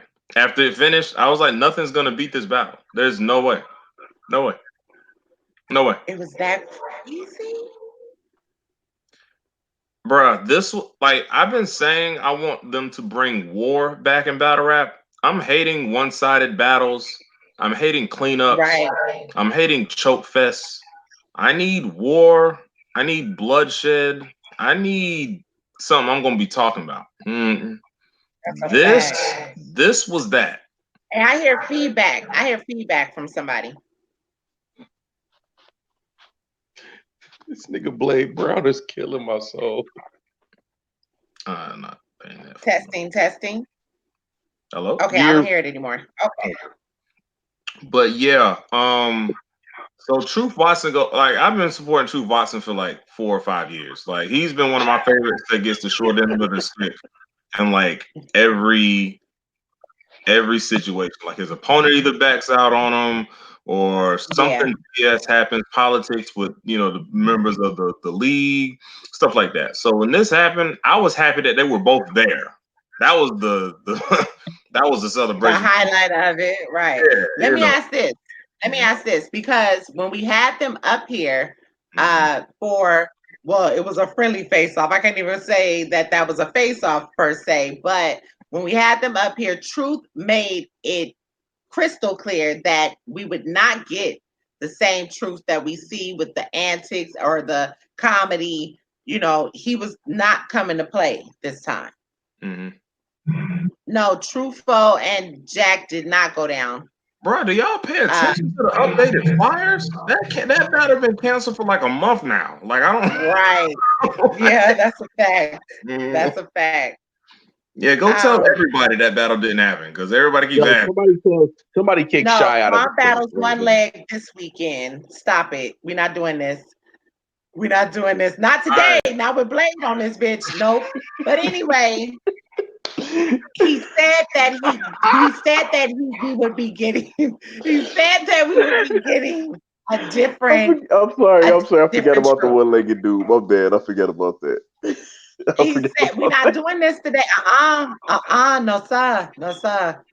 He said that we would be getting a different Truth. What is your take on that? Did y'all ever watch Truth Watson versus Ryder? No, I don't think I did. And if I did, I don't remember. I'm finna give y'all like weekend homework because I swear it's some of the most fire battles, and I feel like I'm the only nigga on earth that's watched them. Like I just be like, bruh, like, yeah. And I love Ryder. I do. Basically the truth that he speaks about, the comedic truth and all that. I'm just not into that. I have a that's why I referenced that battle, because Truth Watson was not comedian Truth Watson versus Ryder at all. Okay. Nowhere near. Like I'm gonna be honest with you, that was probably the best Ryder you've ever seen. You haven't even seen that battle. And I'm talking about to this day, in my opinion, that was the best Ryder I've ever seen. So but yeah, Truth Watson. Yeah, next weekend. Yeah, Truth Watson right out the gate starts barring, but like I said, whoever starts the battle off, it gets a little quiet in there. I don't know why, but he was getting reaction, but it was just like a lot of y'all niggas are sleeping. But then TY answered back second for the first round. I don't know if TY been in like the hyperbolic time chamber with Goku and Vegeta and them, but if you saw his battle versus Jay Kruger on the app, he was that times 3. Like he was not. That was a good battle. That was a great battle for both of them. Yeah. What? TY was on like TY. Because my prediction for the battle before it started, I said I got Truth Watson 2-1. You did say that. I had TY winning that battle, bro. But let's get into the details. First round on TY for the fight back, bruh. When I tell you, like, he kicked the door in, like he had that building acting a fool from bar 2. I was just like, even Truth was sitting there like, where this nigga came from? Like, cause it's just like I don't know. He just maybe he knows not to take you lightly. Like he was just, I'm telling you, man, when that battle drops, I'm probably just gonna watch that for a couple weeks. Like, I'm not even gonna lie to you. Like, yeah, that TY was bombing in that first round. And then so we know definitely that's coming out. Yeah, if it doesn't, I'm literally gonna find Smack's house and set it on fire. Like it's literally that serious. Like I'm not playing. Like I let them vault that battle, do some dumb stuff with that battle. But yeah, you're gonna Right. see me all over Twitter, the internet, CNN, everything. I'm gonna just be wilding everywhere. Like I just They just dropped the Prince Mafia battle from that event, so it's like, why? Yeah, I saw that. yeah. This drops a deuce on that one. And to me, that battle was a decent battle. I'm not gonna hold you. But Truth Watson TY, and then once Truth Watson at the top of the second, he did what TY did in the first round. Like it was literal war in that battle. Like it wasn't one-sided at all. Like this battle was pretty freaking intense. Like if this happened on day 1 of Smack Volume 5, they probably would have had Battle of the Weekend. Okay. Yeah, it was on that kind of time. Like it was when this dropped, y'all. Yeah. I'm glad that it went down like that because they was talking some good shit on here. Yeah, and rightfully so. I got 2 bars from it. I remember when TY told Truth Watson, he said, "Why rattle me? I'll make you take this L and spin off like an Allen key." I was just like, okay. Yeah, and then Yo, Allen Key bars are always gonna remind me of motherfucking Dose. Every time I hear Allen Key, I think of Dose. Stop it. And Truth Watson had a bar. I can't wait till Vodafly recaps this battle because there was a Vodafly Spanish or slander bar in it. He was just like Truth Watson was just like, because you know how TY when he first came back, he started he was like getting his apologies out there and trying to be more like easier to work with leagues, URL and stuff, just getting ready to work and stuff. And he was just like, whatever it is, I apologize. So Truth Watson said, "You said you don't know what you did, but you apologize." He said, "Why?" He said, "That's like," he said, "Kenny Lewis never apologized for being Vodafly," and we was just like, "Oh."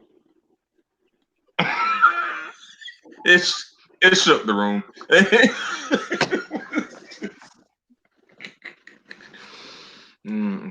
Like I ain't gonna front. It was enough. Mike.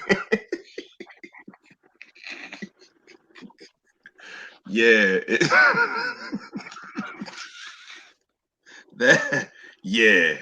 It got real for TY in that second round. And then that is incredible. That is incredible. That's like Kenny Lewis trying to apologize for being Vodafly. That is amazing. Kenny Lewis, and what was the other one's name? No, he said there were 2. He said that's like Kenny Lewis trying to apologize for being Vodafly. He said you apologize. He said you said you don't know what you did and you apologize. Why? He said Kenny Lewis never apologized for being Vodafly. Oh, I thought you said that's Vodafly.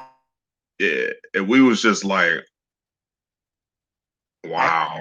That is amazing. And when I tell you, right after that bar, he had after that, he had like 5 haymakers back to back that like damn near collapsed the whole venue. Like it got real dark for TY in that second round. Like for real. Like I said, this was war. This was war at its finest. Like this wasn't just niggas was like, bruh, I'm not playing with you. URL gonna stop playing with me. I think they both had that mentality going into the battle. Like URL gonna stop. Yeah, that's exactly what it sounds like. And but when it came down to the third, that's gonna be a preference. Now, Mike, you're gonna have Truth Watson winning this battle 2-1, second and third. Based off what you just said. So, what technically not. I think TY is very dope, man. Yeah, but TY took an angle in his third. and it was kind of a what your life like.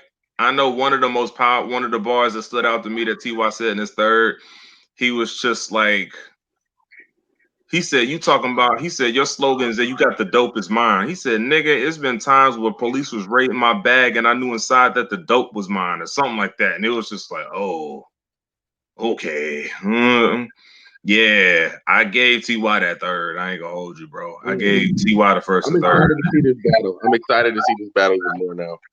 Yeah, Me too. I'm seeing the way that they both have promoted and talked about the battle after it happened on Twitter, and it makes me even more excited to see it. And I see people that were there commenting They on about the promoted battle. the shit out of this. And Rum Nitty Yeah, co-signed both of them on camera. So I heard. Yeah. yeah, Goat Nitty, shout out to Goat Nitty. yeah, you know. So yeah, when I say that's battle tonight, there's ain't really much to talk Pretty about. simple. Pretty After it simple. happened, after like after the everything settled down back to normal, I said, my nigga, we're not gonna get anything else like that tonight. They set the tone for anything after that. And it So sucks when you how gotta go after something like that, bro. It sucks. how was the energy after that though? Well, I mean, being that this was battle of the night, it's a good thing and it's a bad thing because, like you said, there were several other battles after this. So being that they went on, now you got to get into the next set of battles. Like, was the energy still there in the crowd for these next set of people? It was. It was. It was. Yeah.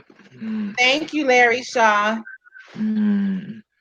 Yeah, it was still energy in the building. The next battle up was Perez Mafia and Luke Castro. Now that is out on the app Premium Gang, yeah. Gang. Somebody asked me why am I still. Look, I got the app, but I'm not saying gang. Well, I'ma say gang because goddamn it, listen.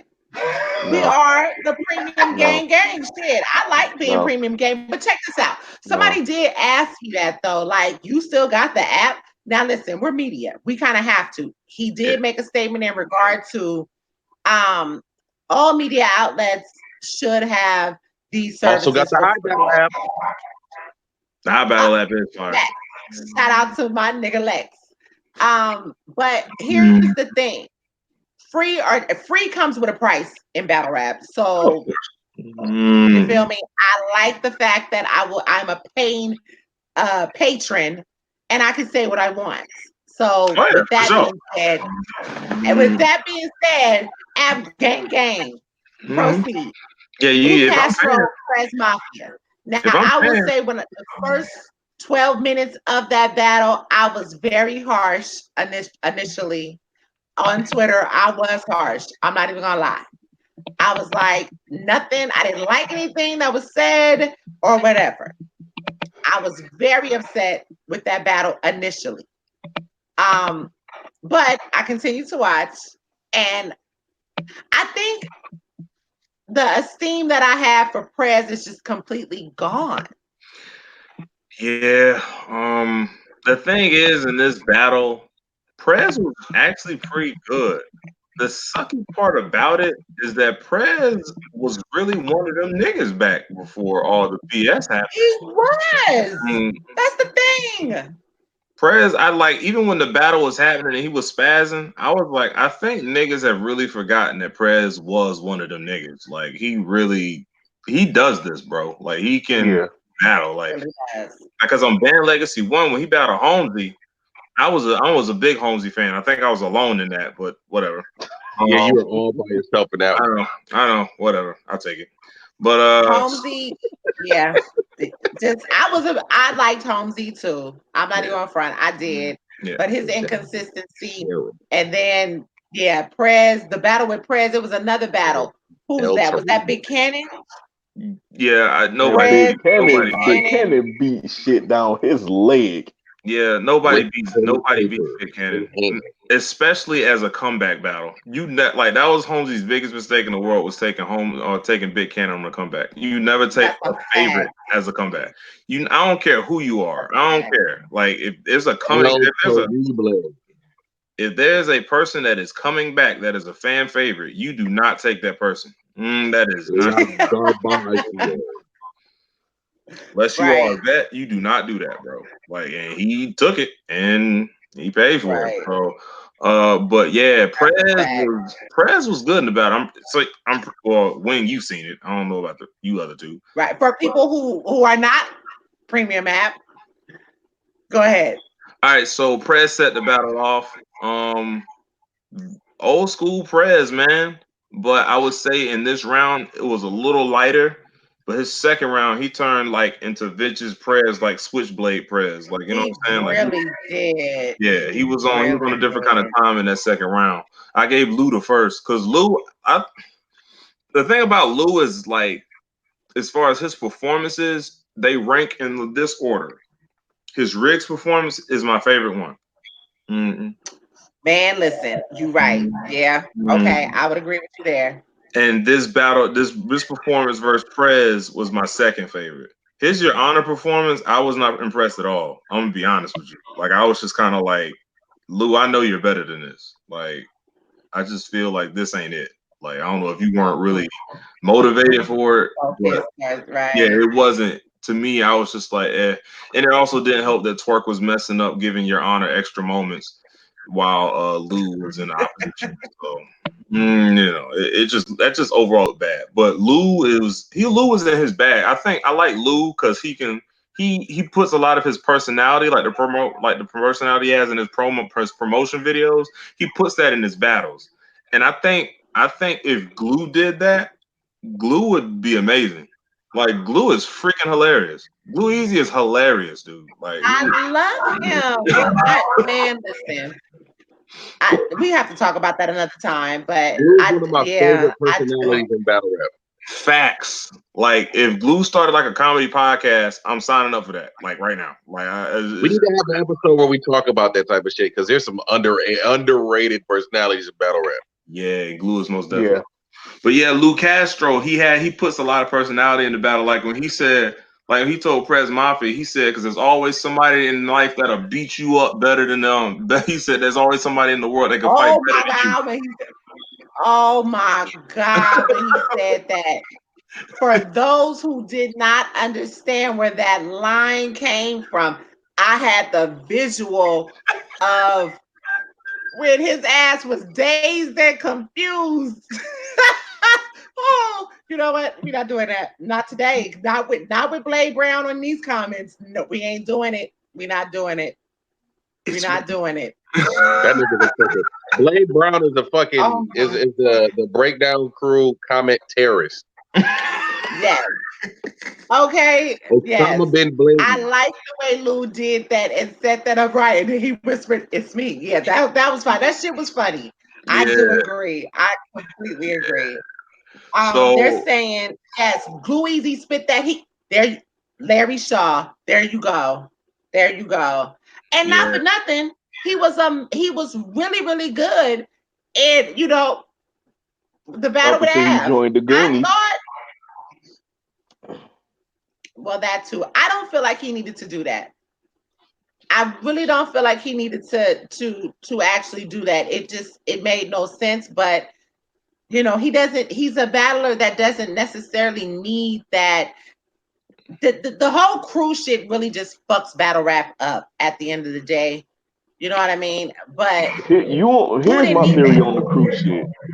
My theory always been, I think some of these dudes be getting these guys to avoid battling them because they don't want to get fucked up by these guys. Say it again. Because let's be honest. The reason why I can respect the first edition of NWX because Big T, K-Shine, and DNA had already battled each other. So I could respect that. Yeah. But everybody else that started just DNA and K-Shine had went on a whole 2-on-2 tour, so it made sense. It made But sense. it's like Get money. That's to why I me, love I always Writer's Block. thought that. That's why I That's the loved Writer's Block because they still battled each other, even when they were claiming Writer's Block. That's a fact. That's a like fact. that's the one Yep. thing that stands out to me when I think about these groups. I'm like, you saw the potential that you might have to stand across from this dude in the future. You ain't want that smoke. Come on, join my team so we Bruh. can avoid not First- battling each other. The first time I thought that in my head, Ray, was when Av joined Cave Gang. I don't care what none I of you. knew that was coming because we all felt that shit. We all felt that shit. I ain't even gonna front. That was the best in Cave All Gang. felt the same way. Yeah. Because before Av joined Cave Gang, who was Cave Gang? We always heard Rock scream it, but we never knew who was in the damn group. It went from a personal crew to a battle rap crew, which became ultimately Right. personal because they're friends. Because they have a Well, yeah, relationship. because outside you the battle. got a lot of the yeah, that's true. That is very true. The guys, you had Bigums and all of them. So yeah, that's true. Yeah. And like Av said, way before he became Cave Gang, like him and Rock had a relationship. Yeah. Well, they did because the Sharks used to go and battle over at Maryland Mortuary. Remember that was where Rock was representing and doing battles at, or yeah, doing battles and putting the battles together. So yeah, they've been friends for years. Mm-hmm. But at the same time, you still, yeah, like Rock. Nah, at that point in time, I really feel like if Av would have got Rock like Chess got Rock, we would have been looking at. Follow me. Follow me. Oh, ain't no need to follow you, Queen. I'm already at the end of the street. I'm already there. I'm waiting on you.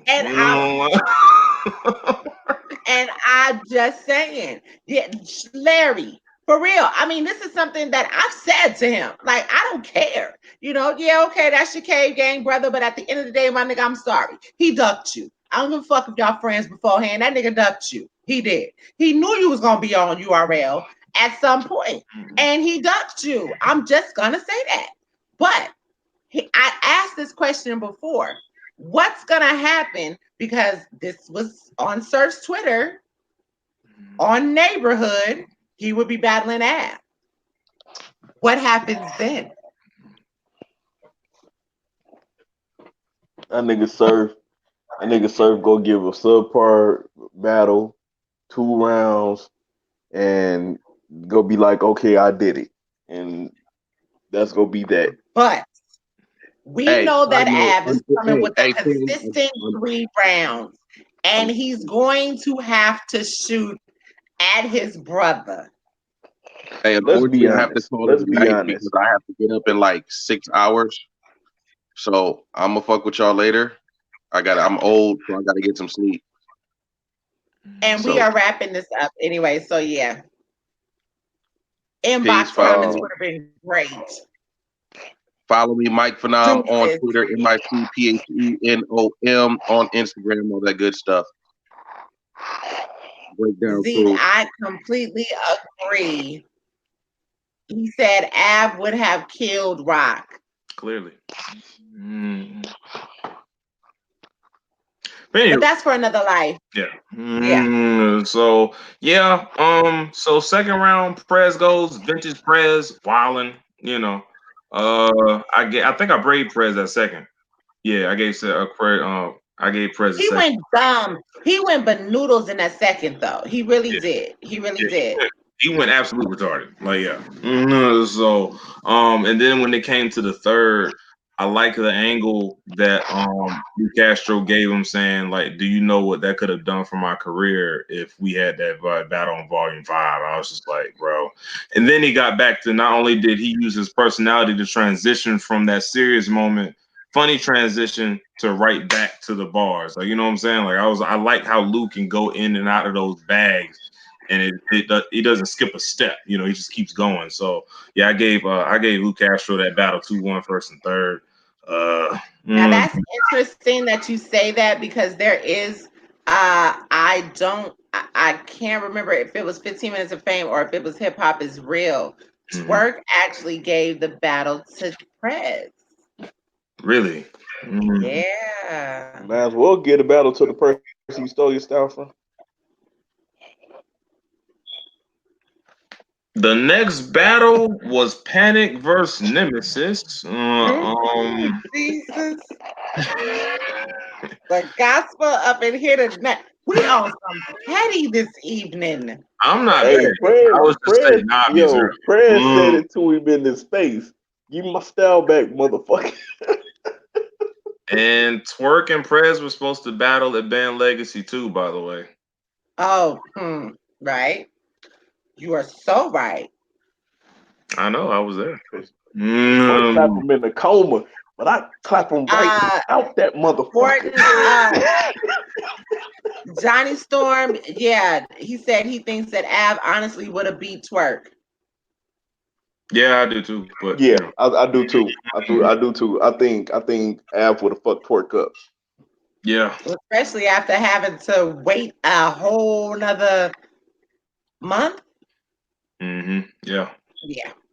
Yeah. So Panic versus Nemesis. This battle was kind of weird. I'm gonna keep it real. I was next to Panic for the most of the night. I ain't gonna front. I even scooted next to him and said, "Hey, Panic, I'm happy that you're here." Because I like that feel that Panic give off. Panic give off like he got that energy of a nigga. Like I rock with it. Like I just like to watch her work. Like I watch Panic versus Matrix once a week.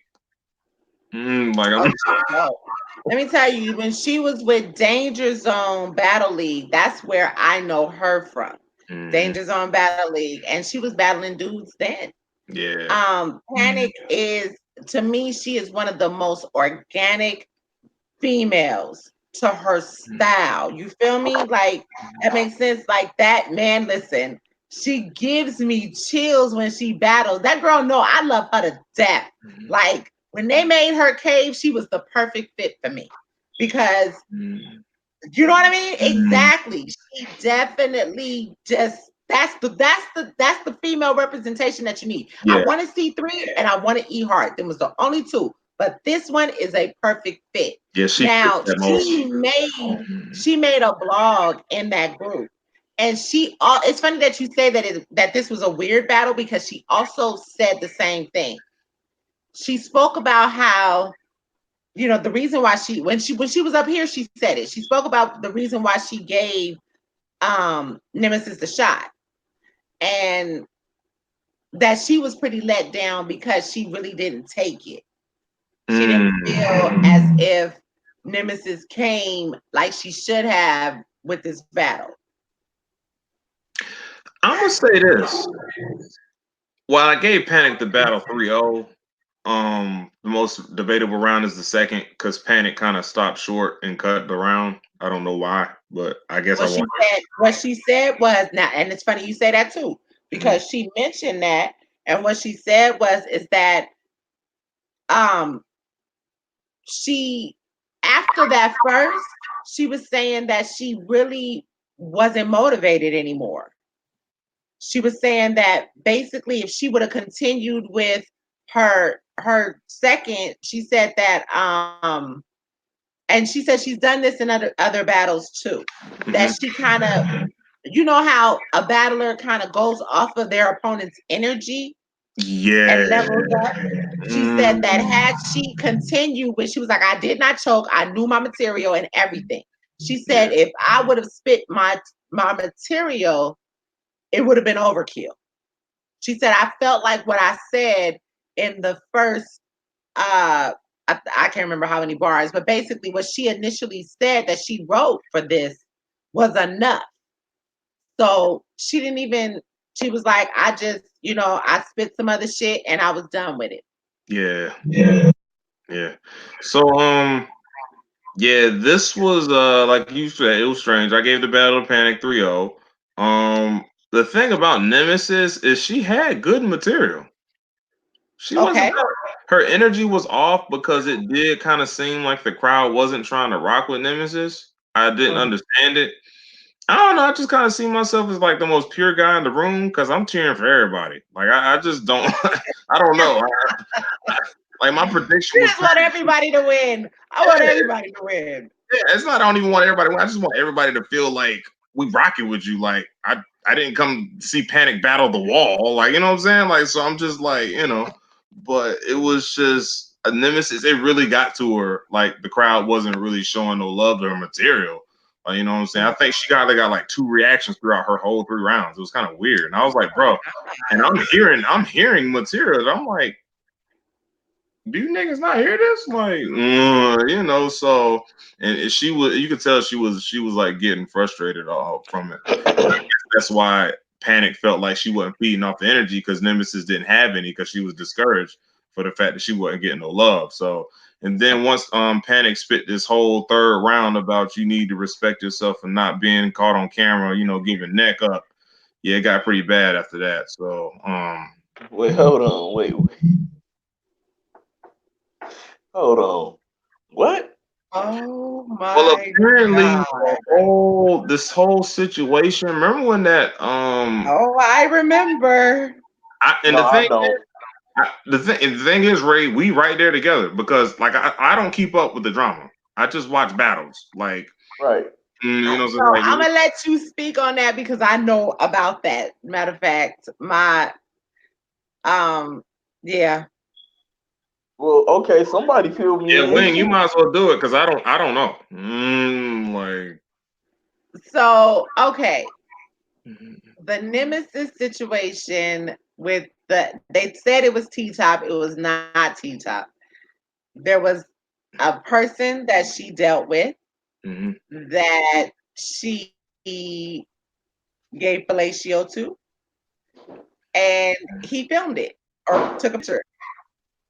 And she, before I started to manage her, it was another girl that I was managing named Niecy Brown, and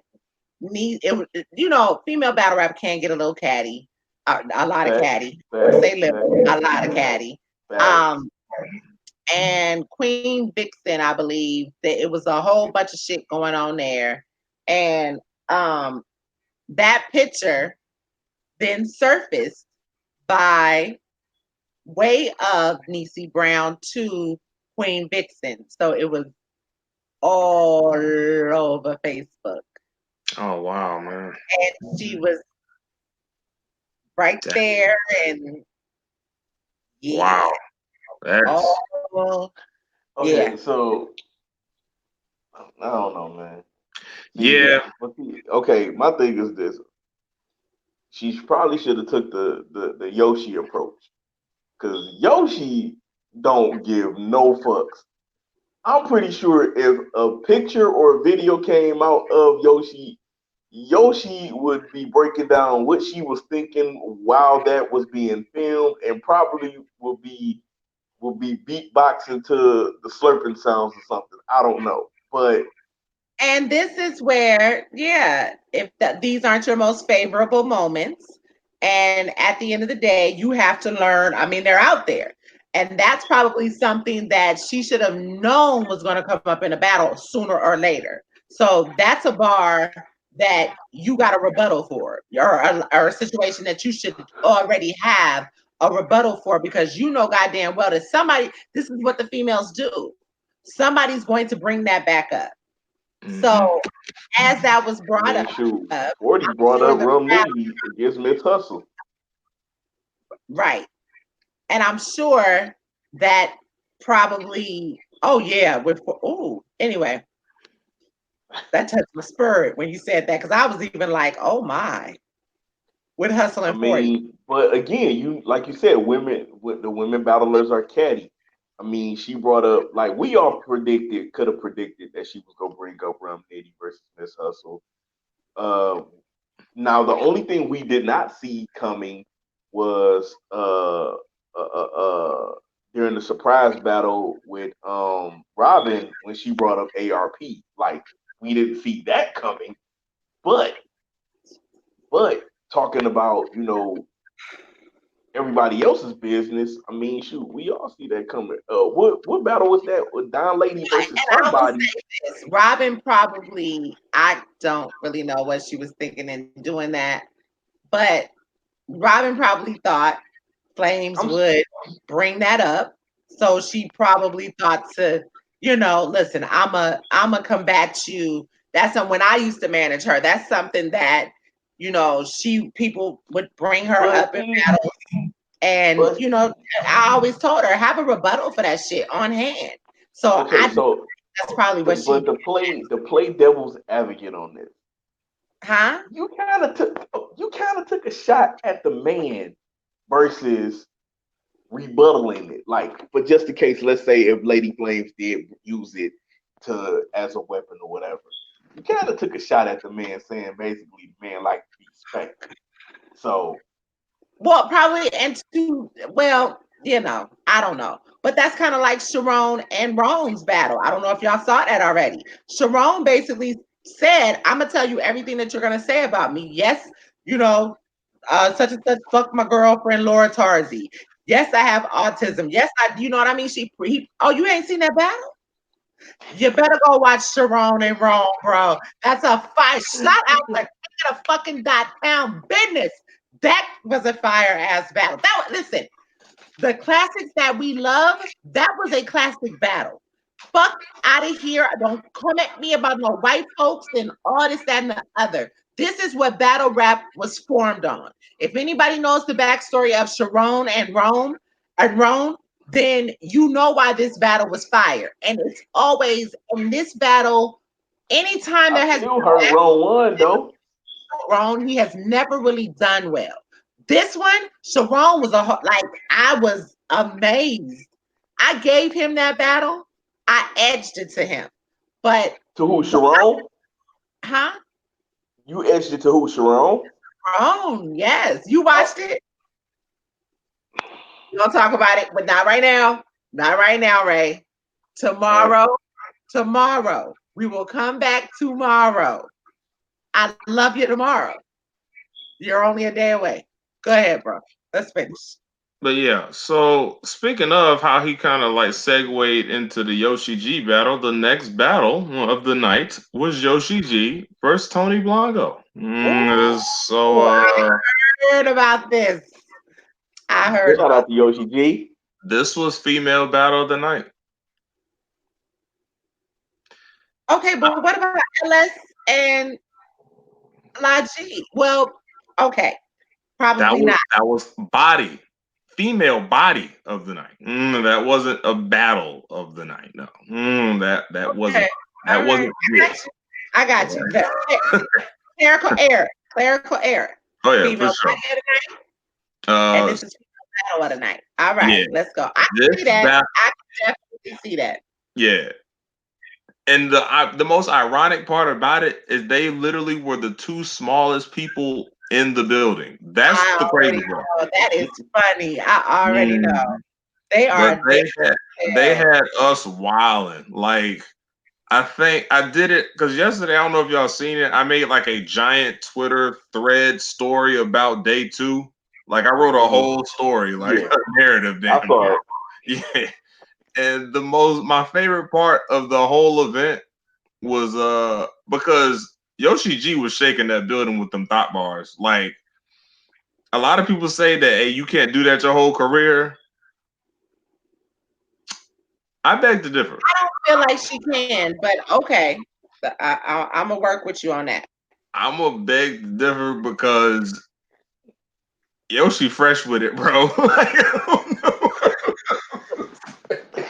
Hey man, look, dude, I love her, dog. Like when I saw her battle versus J2, I was like, yo, I like this. I was like, I like her. I don't know what it is about her, but I like her. I'm good against J2. I was there for that. Do you know how conflicted I was watching this battle? As a man who loves the Lord and serves in church and loves my wife and just lives by that book, I felt like a pure heathen being entertained by this battle because I was. Like, I'm not. I was just like, because the funny part is my man Sonny Colfax, he was like, the next day on Monday, he was like, hey, Don't act like I ain't. He said, "Don't act like I ain't noticed you lose your religion in there." I was like, "Leave me alone. I was having a good time." I'm a repent. I'm a repent on Sunday. I'm a repent on Monday. I got Bible study on Wednesday. We're gonna talk about it. That's it. But Yoshi G, she's not only. It's not just her, but she's like aggressive and she's confident with it. Like she's comfortable who she is and what she says in these battles. So, but I think the highlight of the battle was like, cause she was shaking the room, even in between the thought bars, with just the regular bars. She was getting at angles about certain things Tony Blanco did with a man, about him being left in prison or something like that, or whatever the case may be. And you know, drugs and funeral fame are like sitting in the back on top of some kind of platform, and the nature's kind of like. And then she does this infamous ice cream truck bar, and she was just like, give your man head daily, not just on his birthday. And she said, spit on it, don't be lazy with it. And she was just like, you know, sing a song with it. She said, I prefer the ice cream truck. It really brings the kids out.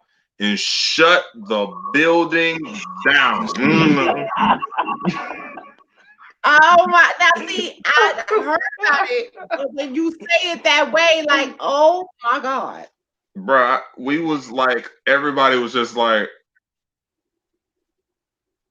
I don't know if it was more shock factor or creativity. It was probably a combination of both. We was just like, that wow. Ray had to.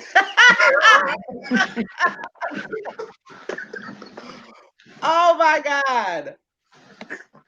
Yo. All right, I'm still Oh here. my God. Okay. You know what? You gotta give it to her. You do. You do. Because even in the C Bree battle, in her third round, she was creative as fuck in that third round. So I agree. I completely agree. Different. And I think that's what I like about her. She's different. She's different and she's herself. So it's like, that's like, you know, when I first heard Swamp, I was like, yo, Swamp is different. Like, and he is himself. So with Yoshi, that's why I was like, yo, I'm a fan. Like, you know, and what's crazy about this, on my old Instagram page, me and her had been following each other for like damn near 2 years, and I never even knew she was a battle rapper. Oh wow. Really? Like I never knew it. I never knew she was a battle rapper because me and her like never talked about battle rap. Like she was following me because I was like before, you know, some hater, you know, get my page deleted. I was always on some like Black Power shit, and you know, always, you know, putting up different posts from Stokely Carmichael and Marcus Garvey and shit like that. And you know, she was always like liking my posts or whatever and all of that. And then I never knew she. Same thing with Lady J. I didn't know Lady J was a battle rapper. I just was promoting her music because she hit me up on Instagram one day. I was like, "Yo, can you promote my shit?" And I'm one of them people like, yeah, like it don't cost nothing to retweet something or repost something. So I was like, yeah, shit. But you know, over time, I ended up finding out like, oh, these people actually battle. I'm like, oh shit, like that's crazy. So yeah, she went. When I tell you she shut that building down, that was probably the biggest reaction we got all night. Besides when Truth Watson said, "I'm gonna set up God, Mary, and Joseph." That's also a firebar that Truth Watson had that night. But yeah, it was. Twerk came from outside and came back in to see what the commotion was about. Like that's how crazy the building got. Like that was one of those things. If you outside and the building go crazy, you like, what the fuck am I missing? I've done that. I have done that. And then like it took so long for the crowd to settle down because you know it's predominantly men, so you know they wilding for like extra no reason. So, and then Twerk was like, "Hey, say it again." And but by that time she had already said time. Like she just cut it. Like it wasn't nothing else better to do but call it because you won the round. I mean, I don't think Tony Blanco said anything to come back from that. So, but Tony Blanco is actually pretty good. She is. She's really dope. You know, when she's not choking, she's pretty good. Yeah, I gave her the second. I think that was the second I gave her. Yeah, it was the second because obviously the kids out bar was the third. Yeah. So But yeah, I gave Yoshi the first and third. Tony Blanco was dope. She didn't choke. Had potent material throughout the round. It's just that Yoshi G is just kind of powerful, confident, and poised with that whole thought bar material. Like she really gets down with it. Like, and it don't get old. It just doesn't. Like, you know what I'm saying? That's impressive because one person that gets very redundant real quick in a battle with me is Franchise. So Oh my God, yes, like, but bro, that's a whole like, other story. like all his rounds sound the same, in my opinion. But but yeah, that was a good battle. Battle after that was J Moore and Brooklyn Carter. That That's was right. that was a good battle.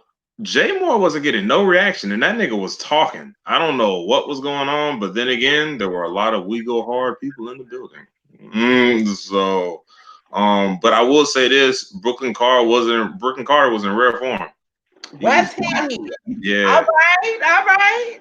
yeah. It was like one point when he got to the Moore, like he started flipping on the name Moore a lot, and he was wigging for like 10 bars straight. And we was just like, yeah, I didn't see this coming. And that was a very good battle. But when Jay Moore started to fight back and he kind of was showing his attitude, like F y'all, I know I'm fired. He kept rapping. Jay Moore was wigging in this battle. I think it's gonna be debatable on camera, to be honest with you. If you don't go by crowd reaction, if you go by material, it's gonna be debatable in my opinion. But I call Brooklyn Carter winning the battle for certain. Yeah. I mean, I'm not surprised though. Nah, I mean, I'm giving that reaction because Brooklyn Carter is another one I have always been a fan of, but inconsistency has been his problem. But so I'm not surprised that you say that he won because even with Jay Moore, and not for nothing, this is a battle that has also been rescheduled a couple of times too. So what's happening in Survivor? I definitely expected for them to put on and for this to be a great battle for the both of them. So I'm glad that happened. So yeah, great battle. Okay, I can't wait to see it. I'm looking forward to that. I've been looking forward to that one. Definitely. Because one of my favorite Brooklyn Carter lines is when he battled Steams, when he was just like, he had to go. He had to go. He had to go. He had to go. Like what? It's a clearance sale. I don't know why. That's one of my favorite Brooklyn Carter bars ever. I don't.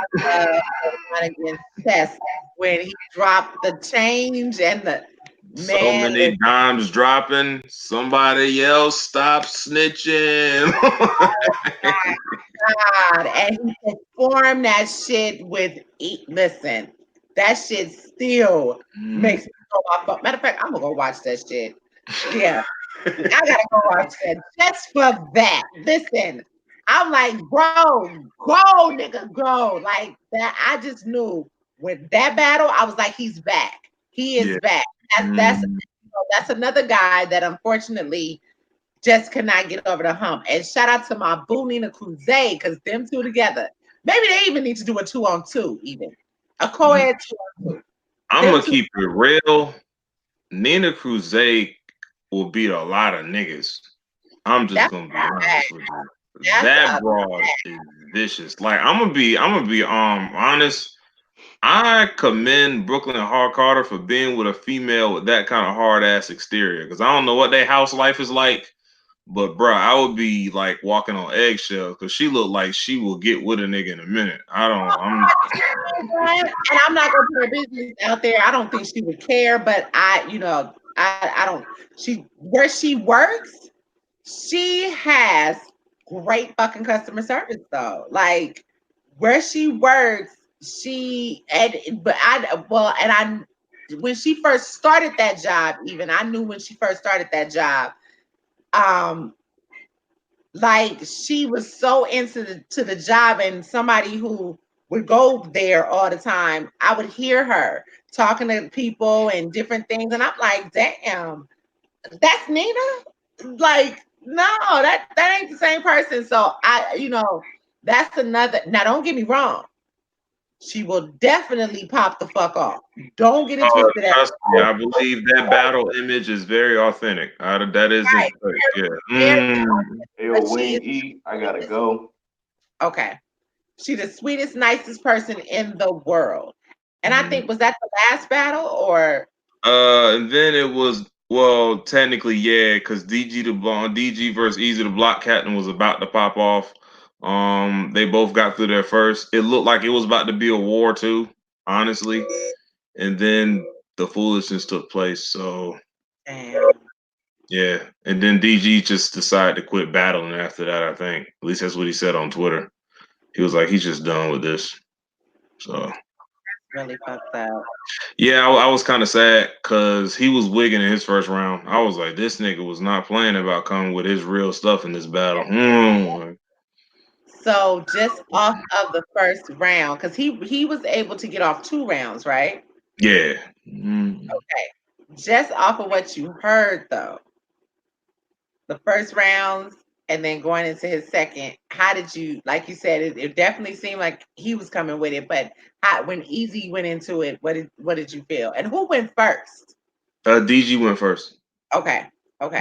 So the thing is, they say Easy the Block Captain can't. Remember how he was addressing in the face off? He was like, he said people keep telling him he can't come and keep telling us these prison trap stories. Right. I disagree. Easy the Block Captain can talk about that junk a whole battle, and I'm gonna watch all of it. Cause bruh, that OG narrative style, like there's a lesson in every bar. Like he makes that junk sound fresh every time. It never sounds like the same story ever. So it's not a T-top every single time. It's different every time. Well, I feel that way because just watching he's been doing this for so long. I agree. Every battle is not the same. So I most definitely feel he needs to be on a Born Legacy or something. Stop giving him one-offs. Give that man a plate, bro. Like that's put a him on a fact. card. Yeah. Because he's very intricate with it. Because I don't think that people really pay attention. And he said it actually when the drug bars are kind of sprinkled over bars. You know what I mean? I like the way he does it, and he can transition right back into like I like the way he does that shit. It is definitely appealing, and it's when you're listening, you're like, wait a minute, hold on, let me go back, and you know what I mean. It's not something that you just that you automatically can find the distinction in. So I really appreciate that about him because he's creative than a motherfucker too. So so yeah. Because that first round was debatable. Really?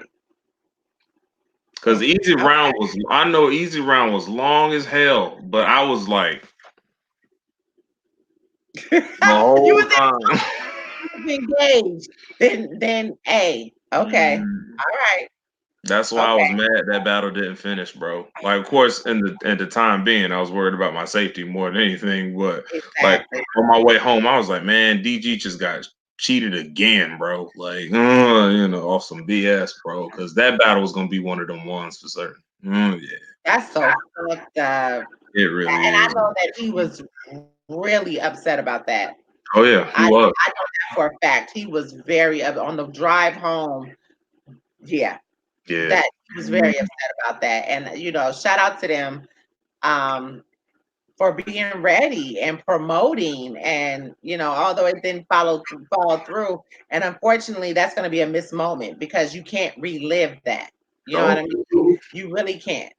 You really, really can't. So lessons learned. The event overall, it was a good event.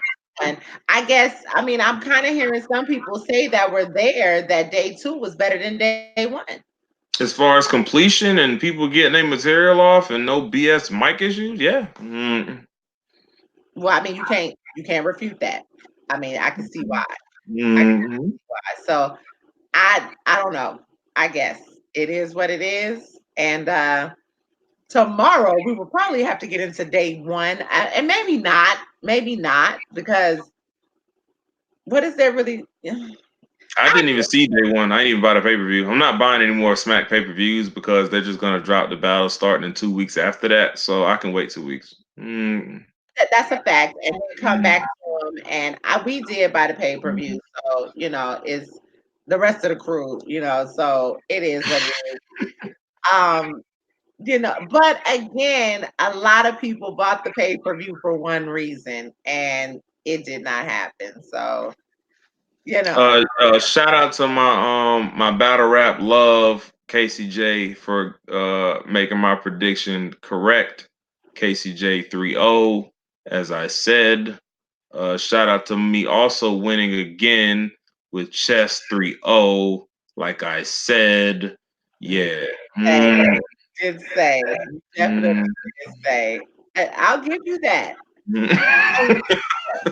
We will give you that. Period. Definitely. We appreciate y'all for hanging out with us for these 3 hours. It was a fun, full, packed 3 goddamn hours. Goddamn it, my eyes are about to cross, and I can see the chink in me. Oh, that was not good to say. Lord, forgive me. Anywho, yeah, see, when I get sleepy, I get delirious, and stuff like that happens. I apologize. But ultimately, thank y'all. Eve, let them know where they can follow you on social media. All right, yeah, I'm Either Light on Twitter.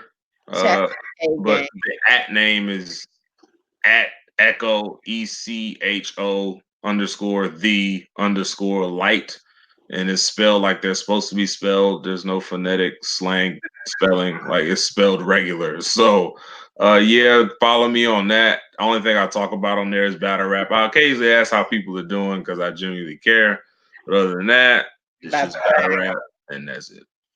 That's a fact. And of course, it's Ms. MZ Lita. I think it's _ Lita, LETA, Truth. And on Facebook, it's ALETA Thomas. If you want to follow me on Facebook, these are, I do have Instagram, but these are the only 2 that I'm really on for the moment, you know, whatever. But definitely subscribe to the channel, to the Breakdown Crew channel, because that will be notifications anytime we are on live. Yeah, you know, we appreciate y'all, and also hit that bell because you'll get the notifications as well. So again, we appreciate y'all for tuning in. Anything else you want us to cover, go to the YouTube comments of this show and put that in there. We do plan on covering some battles. It's just so much shit that be happening in battle rap that do want to get back to the regular content. And I missed the comment. Somebody did ask earlier, where have we been? I apologize. If you do look at the other shows, most of the shows are downloaded to a certain degree, but there are other shows that are not, that are on Blog Talk. So it's going to be Blog Talk /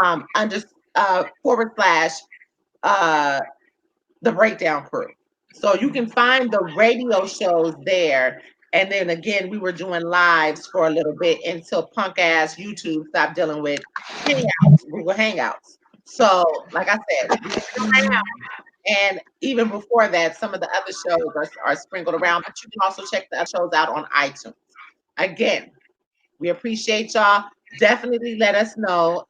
Salute to you, new fan, Larry Shaw. Let us know what you want to talk about. We will be talking about Sharon tomorrow.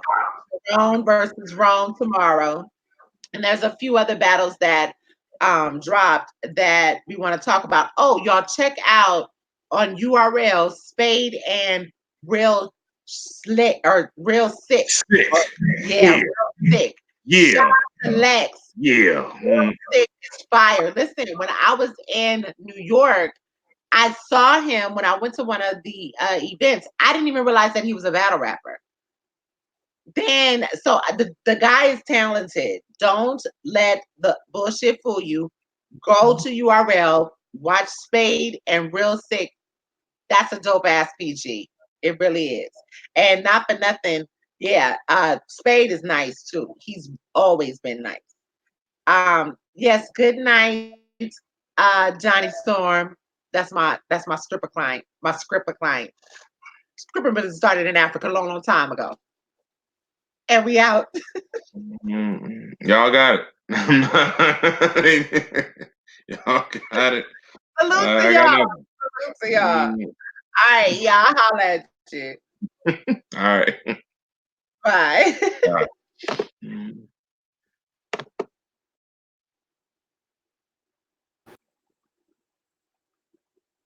Yes.